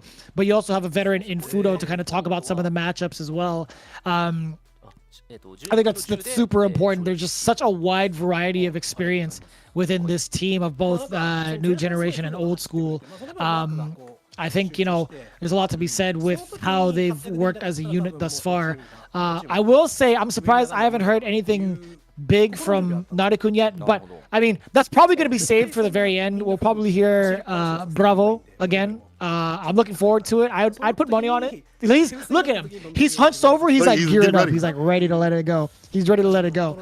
But Daigo also talking about, you know, his teammates giving him good advice. We talked about that already, but more so, he wasn't really expected to be in such a favorable position into the playoffs. I mean, it kind of makes sense, despite the fact that he is so... I mean, the team is so strong and he is such a legend, and, you know, the quality of their players. But you look at the quality of the other players. You look at the quality of the other teams and how strong they are, who they have. They have EVO champions, Capcom Cup champions, people who are sitting in the World Warrior tournaments in the top 8 spots continuously. It kind of makes sense to be a little bit shocked that you made it. But, however, you had to have a little bit of, like, not shocked because, you know, you have such a strong team in of yourself. Nariku says he had 0 wins and he's still going to the playoffs. I'm sure he had good input throughout the league, even though he wasn't able to get any wins. In fact, I think he's the only person in Street Fighter League Japan this season to not have any wins. I'm not sure about last season, but I know this season might be the only one without any wins at all. Man, he was pretty blunt about that one, wasn't he? That's pretty rough. Pretty rough to hear, but I'm looking at the overall rankings thus far, and I'm like, you know, I think he might be right. I think he might be the only one in the history of Street Fighter League Japan. But I'll tell you what, there's plenty of those in Street Fighter League US. Don't feel too ashamed, man. I feel like there's definitely been some big donuts on the side of US. So not to feel too bad, but also not to take away from the US competition. Again, everybody's been kind of stepping up. That's just the nature of the beast, man. I feel like there's so much talent that's just been getting better and better exponentially, right, from all different scenes. Like, it's bound to happen. Like, if you score 0 points, it's not necessarily like a huge detriment to the team, right? It's just like you have to look forward to what you can do for your team going forward. You can't just be I guess focusing on that specific statistic. Now you just have to kind of be like, all right, hey, what kind of research can I do now to like help the team going forward? If I'm not playing, well, can I look at CFN? Can I talk about certain matchups or what to expect, you know? So very important to note that. But Fudo, we talked about this earlier, right? We were talking about the usage of V skill 1 in this particular matchup and why it was utilized more so in this particular matchup than the entirety of the league. Well, he was able to protect Mago-san's moves, right? This was specifically targeted towards Mago. That strategy apparently is the go-to in regards to the matchup. So V skill 1, that might just be a Mago specific weakness that Fudo had picked up on. Kind of funny because we saw Fudo get counterpicked in a similar sort of way where people were pulling out Lucia only for him, so it's kind of funny for him to find something in return. Look at the anti-airs right there. I think that's a really big pain point in terms of what Mago's trying to do. He couldn't find success on the ground. 3 out of 3, 10 out of 10, and that's kind of hard for a character like Poison if she's not just using crouching medium punch. We saw the EX up whip a couple of times, more than a couple of times more often than not, to be honest, and that kind of helped seal the deal in terms of the aerial approach and locking down the mid approach too as well. Mago found some anti-airs. I'm assuming some of those are against the V skill with the 4 of Fears. We saw the crush counter and the DPs against the V skill, and you know, we saw 1 tech out of 10, but overall good play over from Mago's side. From Fudo's side, not being able to deal with the V skill was Mago's problem, and it led to victory. Fudo also said, just on the end of things, that all of them did not expect to be able to play out the playoffs at 2nd place. Team members knew it was because Fudo played so well in the beginning, though. So Fudo was entrusted to take them there, and they're there. 2nd place, 2nd seed for the playoffs. Ever so important at that. Taking a look at the replay, Mocha with the way that he's been playing with Necalli, it feels like, it genuinely makes me wonder like why he ever decides to stray away from this character, like in like the early phases. Like we've seen this last year where he was kind of having like a character crisis midway through, then he eventually stuck it out with Necalli and found so much more success that shot him into the playoffs too when he was a part of Gyogun. But look at how much more effective he is just with this character overall, right? Just being able to occupy a lot of the spaces where Akira wants to play. Man, look, having the right normals, having the right intuition as to where to get the counter poke games, it's just this is him. Like Machabo is Necalli. Look at that, just nice and easy, right? Yeah. Speaking of who is who, Daigo is Guile. The way that he played in this matchup was fantastic. At first, Moke had some good things to say. The medium kick play was great, even though it didn't always lead to what he wanted. Medium kick in the light into Eagle Spike would lead to Oki situations, lead to corner pressure, would lead to great things. However, Daigo had some great defense in terms of the corner position, but more importantly, I gotta keep highlighting the burning straight. That button was hard to deal with. Moke had maybe found a dive kick against it once or twice, but overall that button was just deleting the health continuously, deleting Moke from coming through, and these sweep whip punishes too as well were great. Against even medium normals, fantastic play overall from Daigo to just be able to be so aware of these buttons that are a little bit quick with it. And again, that defense, interrupting EX situations, denying any of these corner carry approaches, the plus frames, it was all Daigo all dang day, and all he needed was that anti right there. We see a flash kick into the super, finesse and bless, perfect way to put this man to rest. We have one last game. What do we have right here, Vicious? Well, it was the finale between one of the anchors, or sorry, 2 of these anchors, one of them being the captain, but Mago, again, getting lit up like dynamite. I will say, Fudo, again, using the specific V-Skill 1 tech against his brethren. Mago is pretty tough to watch, but it's not for nothing, though. Mago did give him a very, very big fight in the very beginning of the matches. Although Fudo was able to strike first in game number 1, well, game number 2, it looked to be of similar result, right? Fudo was just taking advantage of the spacing and also reacting accordingly to what Mago was delivering. But surprisingly enough, Mago was able to make this big comeback happen, especially towards the end. He was starting to get some of his offensive pressure going. But this is exactly where Fudo was kind of like pumping the brakes. He's like, all right, man, I'm going to play a little bit more active. Let's see if you can kind of react to my movement outside of just like the normals. I've been playing the whip game for so long, but you have to keep up with my pressure. And he does so. He's like, all right, I challenge you. I'm going to see and check your dashes a couple of times over. It was at this point where we see Fudo start to really, really shine. He's like, all right, man, I'm not going to play with you too much. I'm going to utilize some of these V-skills a little bit more. I'm going to utilize my medium kick and get some of these cancels going.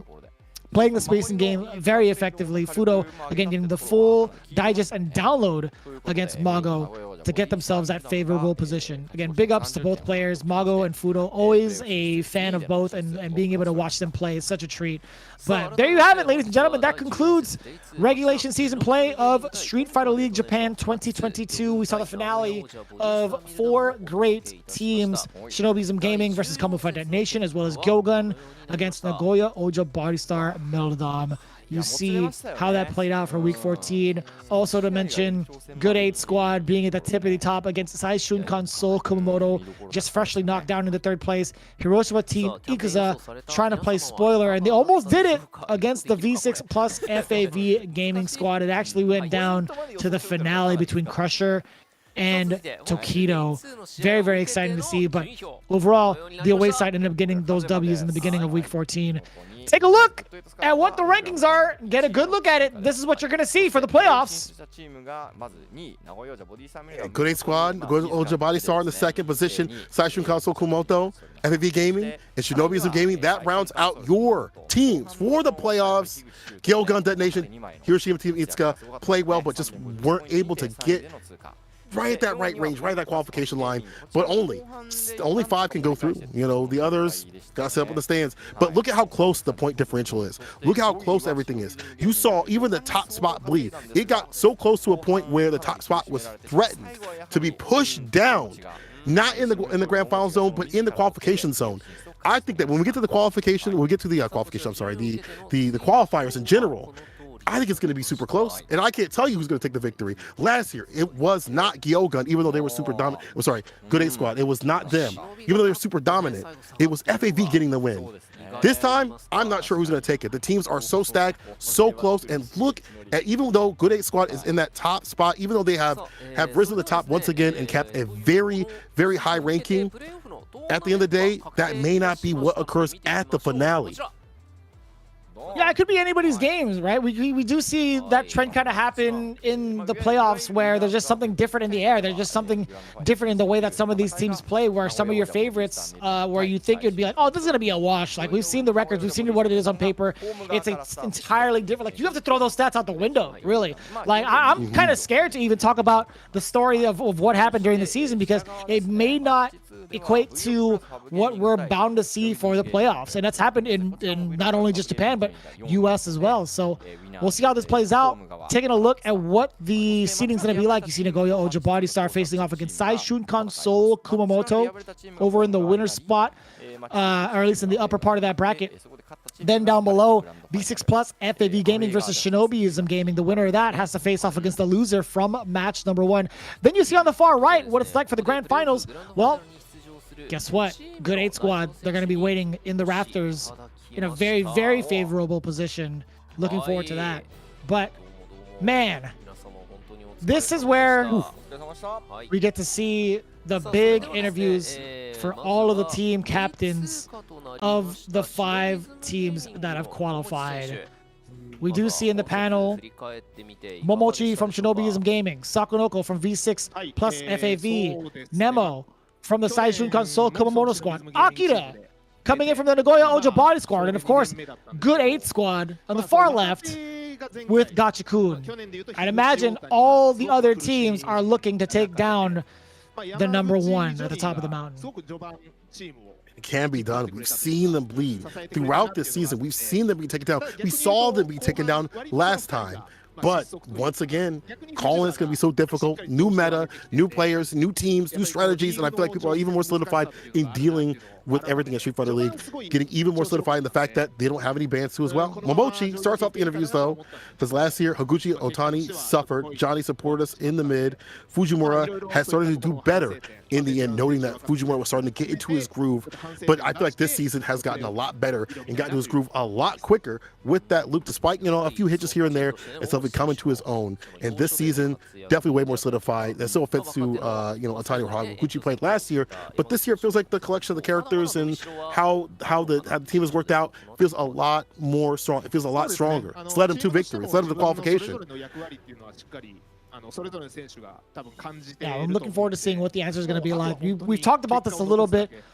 We do see like the translations coming in, but for the most part, this is going to be just like a reflection overall of how the teams have done. Momochi is giving his portion of it. He's trying to look back at what he's done and what to look forward to as a unit going into the playoffs. And speaking of, the second question was, what are you looking forward to the most in the playoffs, right? So far, Momochi's answer, right? He's talked about what had happened before, and he's talked about what needs to be done as a cohesive unit. They know everybody's roles in the team. They just have to do their best and think of what their chances are of winning in regards to like picking their spots for their matches. But looking into it, right?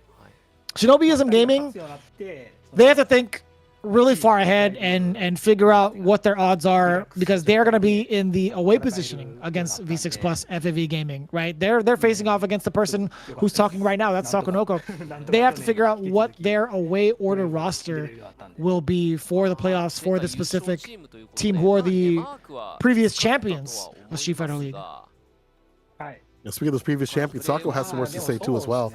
First half, he had some very tough matches, some very difficult matches. We didn't always see Sako shine. Sometimes it felt like he would be doing great with his Wanat play, or other times he'd just be getting washed up. But in the likes of Bonchan too as well, we saw that Bonchan wasn't quite there yet with the Luke play until like the second half of the season. And even Sagat play even got a lot better too as well as things went on. Midway, Tokido and Bonchan started to play well. I think that is also the point where they started to turn up like volume. And our team was able to enjoy and relax. We're glad to have made the playoffs. We were all playing well compared to last year. And that's great to hear, because they're going to need that energy going in to try to get the 2-peat in Street Fighter League Japan in the finals, I should say. I'm really curious to see what the season reflection is going to be like for someone like Nemo. I think overall, like he always has like big expectations of his team, and I think this is the team that he was really looking to have for himself this season, right? I think you see a lot of kind of like trolling like back and forth from his teams in the past. You see it not as much as a serious demeanor, but I think this is like this is generally like a wonder team.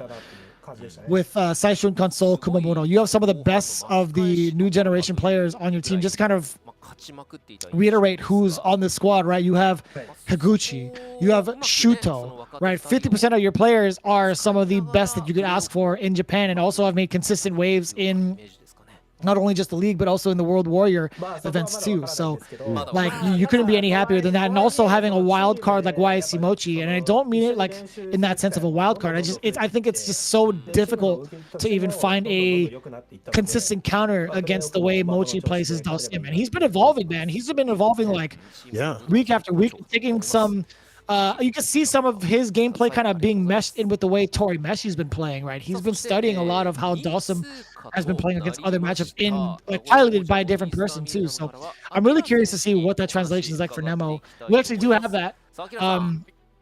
Funny enough, he does talk about Higuchi and Shuto joining the team. And he was talking about how Higuchi was pretty much leading the pack, and then midway through, Shuto had taken up the baton and pretty much rounded out the rest of it. Higuchi didn't really slow down. It was just Shuto who joined him in the race, right? He's not ashamed to talk about how much they depended on the youngsters. He's mentioned that thoroughly. He's like, we depended a lot on them. They're one of the top point earners in the league.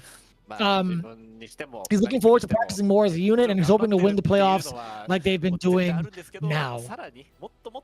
Kira coming up to talk. Last year we finished 6th, and he cried his eyes out. Fudo and Daigo had played so well. Kira, a very emotional person. Win or lose, his stream right after, he's very honest about how he feels about even a slight win or a slight loss on his side. It matters so much to him. So I'm sure that this matters quite a bit to him to be in this winning position, be in the qualification zone.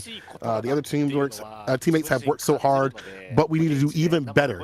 And I like that mentality. You've done really great to get here. You've worked your ass off to get here to this high level right here. You have to finish a job. The qualification zone sits in that area, and you still have to fight the EU in the US. So you can't rest on your laurels and say, well, we got to this point.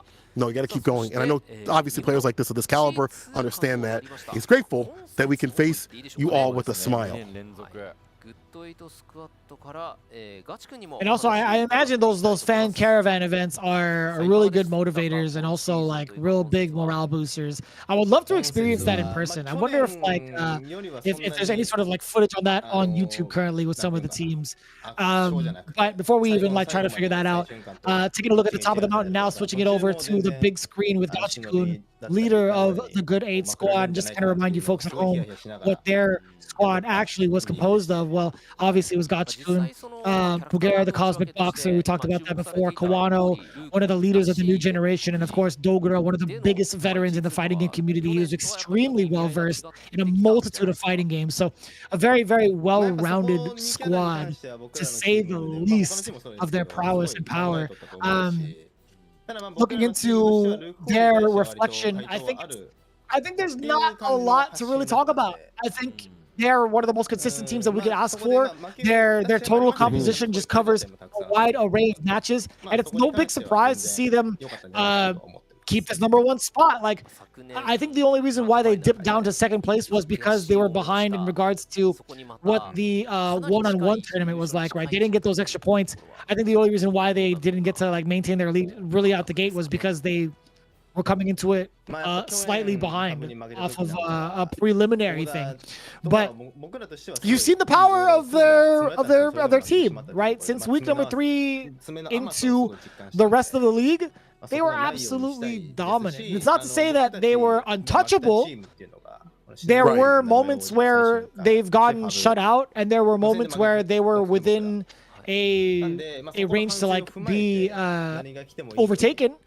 But overall, they're just super clutch in it. They've just been super dominant towards the end of it too, like really establishing their pace. Gachik himself, he notes this. He says, compared to last year, it's a tough game, tough league. But again, the dominance factor coming through in the clutch right here. Regarding the two characters, we gave a lot of thought into it. We did lose some games, but after all, it turned out well. Last year, we lost against FAV, and we want to make sure that we won't make the same mistakes. We'll prep ourselves well for the grand finals. We'll see what's chosen. If Kawano stays with the character that he needs to stay with, if his team does what they need to do to get these victories, it's a shift of a meta. It's a shift of players and things like that. They understand what's at stake here. Even more so, they understand what they. I even saw Kawano talk about that. He's talked about that in the league. He's like, Vega maybe wasn't the best decision. We see how strong he could be when he sticks with the character that he knows, that he's risen with. We saw it at Evo, so I would not expect to see that Vega again. Just saying. I would hope not. I would really hope that history doesn't repeat itself. But there's a lot to talk about too in regards to like what or who is going to be playing off in the playoffs, right? I think having a 4-man squad, you have to make a very, very tough decision. Everybody obviously wants to play on that team, but it's like who will be part of the winning formula for the playoffs, right? Definitely a lot to consider. Also bringing the battle from Japan to international play, I'm really curious to see who's going to come out the champion from the land of Japan. I'm very excited to see, finally, since 2019, we get to finally see this again in a different atmosphere. It's no longer just two regions. EU is now in the mix, ladies and gentlemen. This is like a work of dreams, really. This is going to be truly the all-star game of all-star games for Street Fighter V. Right, a couple of final moments, a couple of final words from all of our leaders here. Momochi getting his first thought in. Something to think about with the away set. With the away wins are pretty consistent, I guess. I mean, like, he was talking about how the rules will change for playoffs. I'm not necessarily sure about what the context is in regards to like how their performance has been, but I'd imagine it's something along the lines of how often on these W's, despite being on the away side at the deficit or at a disadvantage, right? So I think overall he's talking about his performance and saying, you know what, even though we're on the away side, I think again, if I'm not mistaken, despite being on the away side, maybe it'll be a little bit different going into the playoffs. Stocko in rebuttal says home should be an advantage, so we'd like to think of some tactics because obviously, even though you're on the home side, you have the advantage. You still have to really think about who you're going to send up and who they send up and be prepared for any sort of layout too as well. So still a lot of deliberation on the side of the home side of things. Nemo has some thoughts on this too as well. I'm very curious to see what his layout's going to be. And all these competitors, all these teams, what their layouts are going to be as a rebuttal, because there's so much on the line. Who you send up middle, last, first, all of this matters, and all of this, will help spell your victory or your defeat. We'll be getting words from Nemo soon, and Akira too as well, for Nagoya Ojibani star Milodam. But yeah, the home, away, all that still matters in terms of tactics and things like that. Where you're solidified, where you're seated. We've already seen how that plays off, how players have to work around that continuously, how they have to structure against different game plans, how we've seen people be prepared for multiple layouts too as well. We've seen people say, I didn't expect this, but I prepared for this in the way that maybe this isn't what I thought was going to happen today, but if they did do this layout, we were ready for it, and it has led to victory for a lot of these players. So, even though they might be difficult for the away side, even for the home side in some things, I think that all these teams will have something prepared in different plan A's, B's, C's, and D's and things like that. You have a lot to really consider going forward in the month of December as well, right? Especially for these teams in the preliminary parts of the playoffs. They have to think of so many different outcomes that could potentially happen, but they need to focus on the game ahead of them first. On top of that, again, some of these players also have to worry about World Warrior, man. There's a lot of pressure. There's so much Street Fighter V action happening in this month alone, and that's not even including what's happening this weekend with Street Fighter 6. There's gonna be so much for these guys to really think about, and they have to be so time efficient to get themselves ready for the playoffs. Akira getting his translation in. Personally, he's super happy that they finished in second place. It can narrow down a lot of the characters in regards to the strategic processing. I think, we've talked about this already. I've literally just mentioned it. They have to focus on the battles primarily, and what's in front of them. Having that second place finish, taking it down over Saishun Console Kumamoto, super advantageous, right? You want to be in the home side. I think there's no surprise statistic to say the home team. I wouldn't be surprised either way. To say that the home team had the better win percentage in comparison. No matter what. I feel like even since this rule has been implemented, I feel like the home team has always had the advantage. Couple of final thoughts. Aru had asked if there were any questions to anyone, and nothing really, but if any of the leaders of their teams had any words to the fans, starting things off with Momochi.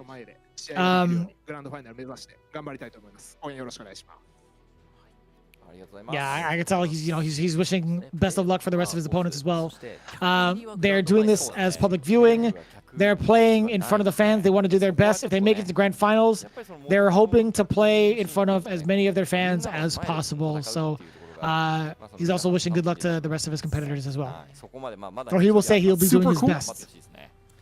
Doing his best. Okay, well, that's super cool. I mean, having the fans by you, having the energy of the crowd is definitely different than sitting in your home online. Having that energy might actually help you play better. We've seen it at tournaments, and being able to play offline may enhance some of their performance in general. So I'm glad that he notices that, and he's looking to put on a good show for everybody and hopefully make it to the finals and defeat Good 8 Squad. Sako will be putting in some words too as well. Sako been streaming quite a bit, has been big in terms of the promotion of various tournaments and stuff. I always love watching his little FAV tournaments that he has every so often, pulling on other players for commentary and stuff like that on the side. It's always really great. He says last year FAV was able to play well from here, and he speaks of the playoff area where they were able to get the victory. Good 8 Squad, despite being so dominant last year, did not lead them to the win. In the end, it was FAV versus Good 8 Squad, and FAV won it. I'd like to see a two-peat. So here we have the home advantage. So we use that to our advantage, and we use that well and come up with tactics. As you mentioned before, how important it is to be in that home position, because you can deliberate a little bit easier and switch things up if need be. So he will come up with tactics to make it to the grand finals. Then we have Nemo coming up. What is he saying here? 最瞬間のファンの方とかもその応援とかの声も聞いて、ここまで残れたと思ってます。で、やっぱり1回名古屋王者との試合でオフで僕らと試合をやっていたりもするんですよ。で、その時にやっぱ観客入れて、でそこで声もらって、そこから調子いいので、やっぱグランドファイナルに進んで、やっぱりファンの応援のもと優勝したいなと思うので、まずはプレーオフ勝ちたいなと思います。ありがとうございます。 So we are getting the translation coming from Yamago. For the most part, he does thank his fans, the fans of Saishun Console Kumamoto. It's because of our fans that we were able to make it this far. We would love to get this W for them. They also had mentioned previously who they're going to fight off against. I did hear the words Nagoya Ojo Body Star. Looking into it again, Nemo and squad with Saishun Console Kumamoto, they have quite the task ahead of them, right? They have to face off against one of the heaviest hitters that we could ask for through Daigo and Fudo, and also some of the unpredictable nature that comes from Akira and Narikun, right? Although we haven't seen Narikun really get to play and be in the spotlight, Akira has proven his worth time and time again, even from his debut from last year. He's been one of the hardest players to pin down consistently. So looking forward to seeing what Nagoya Ojo Body Star has to say in response. Here starts us off by saying, you know, last year we were receiving Twitter comments. We were able to be here, and he wants to say thank you to everybody. And he definitely does that on his stream right after. He's so, again, very animated, very emotional. But I feel like you have to have that sort of energy, that care about being a pro player, about Street Fighter V, about fighting games in general, to be at this top spot. You know, that sort of emotion should not be something that's hidden. Like, that allows him to be powered up, and has helped get him here. And the reason why he started playing Street Fighter is because he wanted to play in front of people and to play against strong people. So again, being by people, being by the fans might actually give him a boost coming up at these playoffs.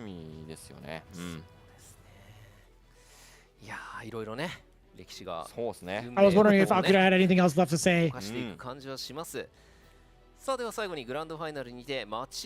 So yeah, we are getting the summation of it.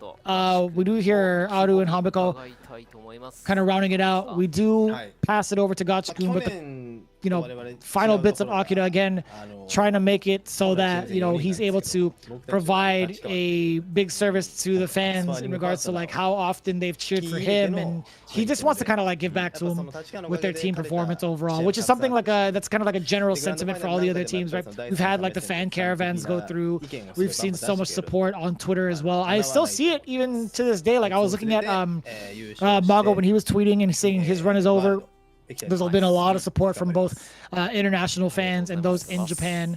There's definitely, very, very active support for some of these players, and for very good reason. These guys are phenomenal players. We do get the final words coming in from Gachikun, and imagine there's a lot to be said for his fans as well. And we see Aru as well as Hamiko too, kind of like talking through it. So Gachikun says, last year the difference is we were able to have Tachikawa who had helped us. We would like to make a world with Tachikawa. So last year, he had the ability to have Tachikawa to practice some matchups and things like that. They don't have him here. So I'm sure they'll be able to reach out to Tachikawa, who was a sparring partner, maybe possibly a sparring partner. But we'll have to see what happens if they're going to be able to find enough practice to fight off the rest of these teams. It's going to go down to the wire. I feel like this year it's going to be even closer. And who even gets that top spot with Good 8 Squad, it's going to be hard to call. You know what, Vicious? Who do you think is going to make it to the top and fight Good 8 Squad? Tell me your prediction now. I think it's going to be Saishun Console Kumamoto, despite being on the away side. If they get their W and move on into the second phase of it, they're going to have the home field advantage. So I think this is a very favorable matchup for Saishun Console Kumamoto going into it. Looking at the bottom, though, the big wild card, though, is V6 Plus FAV Gaming versus Shinobiism Gaming. That could go either way. That's very, very difficult to predict just based off of what they had done prior, right? In literally last week, V6 absolutely dominated Shinobiism Gaming. But in their first interaction, Shinobiism Gaming did quite the opposite, right? It was 40 bombs from both sides. So I can't even tell what the results are going to be at the very bottom. But I will say, if I had to pick somebody to go up against the number one players, I think it might just be Saishun Console Kumamoto. What about you? I gotta say, I'm gonna keep it safe and solid. Nagoya, Oja, Bodystar, Milodom. I really feel like Daigo and Fudo, when they are on game, they are damn near impossible to stop. And I do feel like Akira also, being that wild card, might play spoiled to a lot of matches. And then Narukun, if he could just get his stuff together, he could also be a big surprise pick. I want to see what happens. It's still gonna be hard to call. These are just shots in the dark right now because we might be seeing something different. Even last year, I thought Good 8 Squad was gonna take it. They were so dominant. At the end, it was FAV taking. FAV could come through and get a 2P, or they might not even be able to make it to that top spot to fight Good 8 Squad again for the run back. It's gonna be so unpredictable, and I'm really curious to see how it's gonna play off. And I'm glad No Motion is actually gonna be a part of the whole thing. Nanai is also coming back. I would love to see Yamato also be part of the production for the big playoffs happening December 29th live. Again, if you guys are able to purchase your tickets, be sure to do so. But also, please don't play spoiler. I don't want to know what happens on social media. I'm going to stay away from it for at least a week. I will only go on to wish you all a happy new year. But other than that, I'm going to be big chilling. Other than that, though, really very much so looking forward to the playoffs and what's bound to happen with Japan as well as EU and Street Fighter League US. We're slowly getting to the finale of each and every one of these regions, and I'm so excited to see how it's going to play off in an in-person Capcom Cup after so long. It's been way too long. Not only do we wait a whole week of Street Fighter V in terms of the LCQ and the group stages coming through, you also get the Street Fighter League finals coming through to see who is the strongest team in the world. We'll find out who's the strongest team in Japan as we get ever so close to that moment. We're going to start the 29th, of course, for the qualifications, and then the 7th, of course, as you had mentioned, if you do not have the tickets. But we're also going to have the finals after that, and then in February, we close things out to see who's the strongest team in Street Fighter V. What a way to end off this game in its last year, in its last season. Super fantastic way. I gotta say, shout out to Capcom for giving us like a whole week of Street Fighter V action, a lot of different ways, not only in the team format but the single format too as well. The LCQs, it's gonna be huge. This is only a taste of what's to come, right? We've seen Street Fighter League come up as pretty much just like a thought bubble and evolve every single year, and it's been quite the journey. I will say the way that Capcom and their esports team has really made the scene evolve, also just specifically for like the league, it's been such a blessing to even be a part of the project, and such an honor to even be called to commentate some of these games alongside some of the finest talent that I've seen. Right, we got Sincola, we do have Tasty Steve, we have Jammers, we have F-Word, we have Logan Sama, the full representation, Rob TV, who could forget Big Hollywood.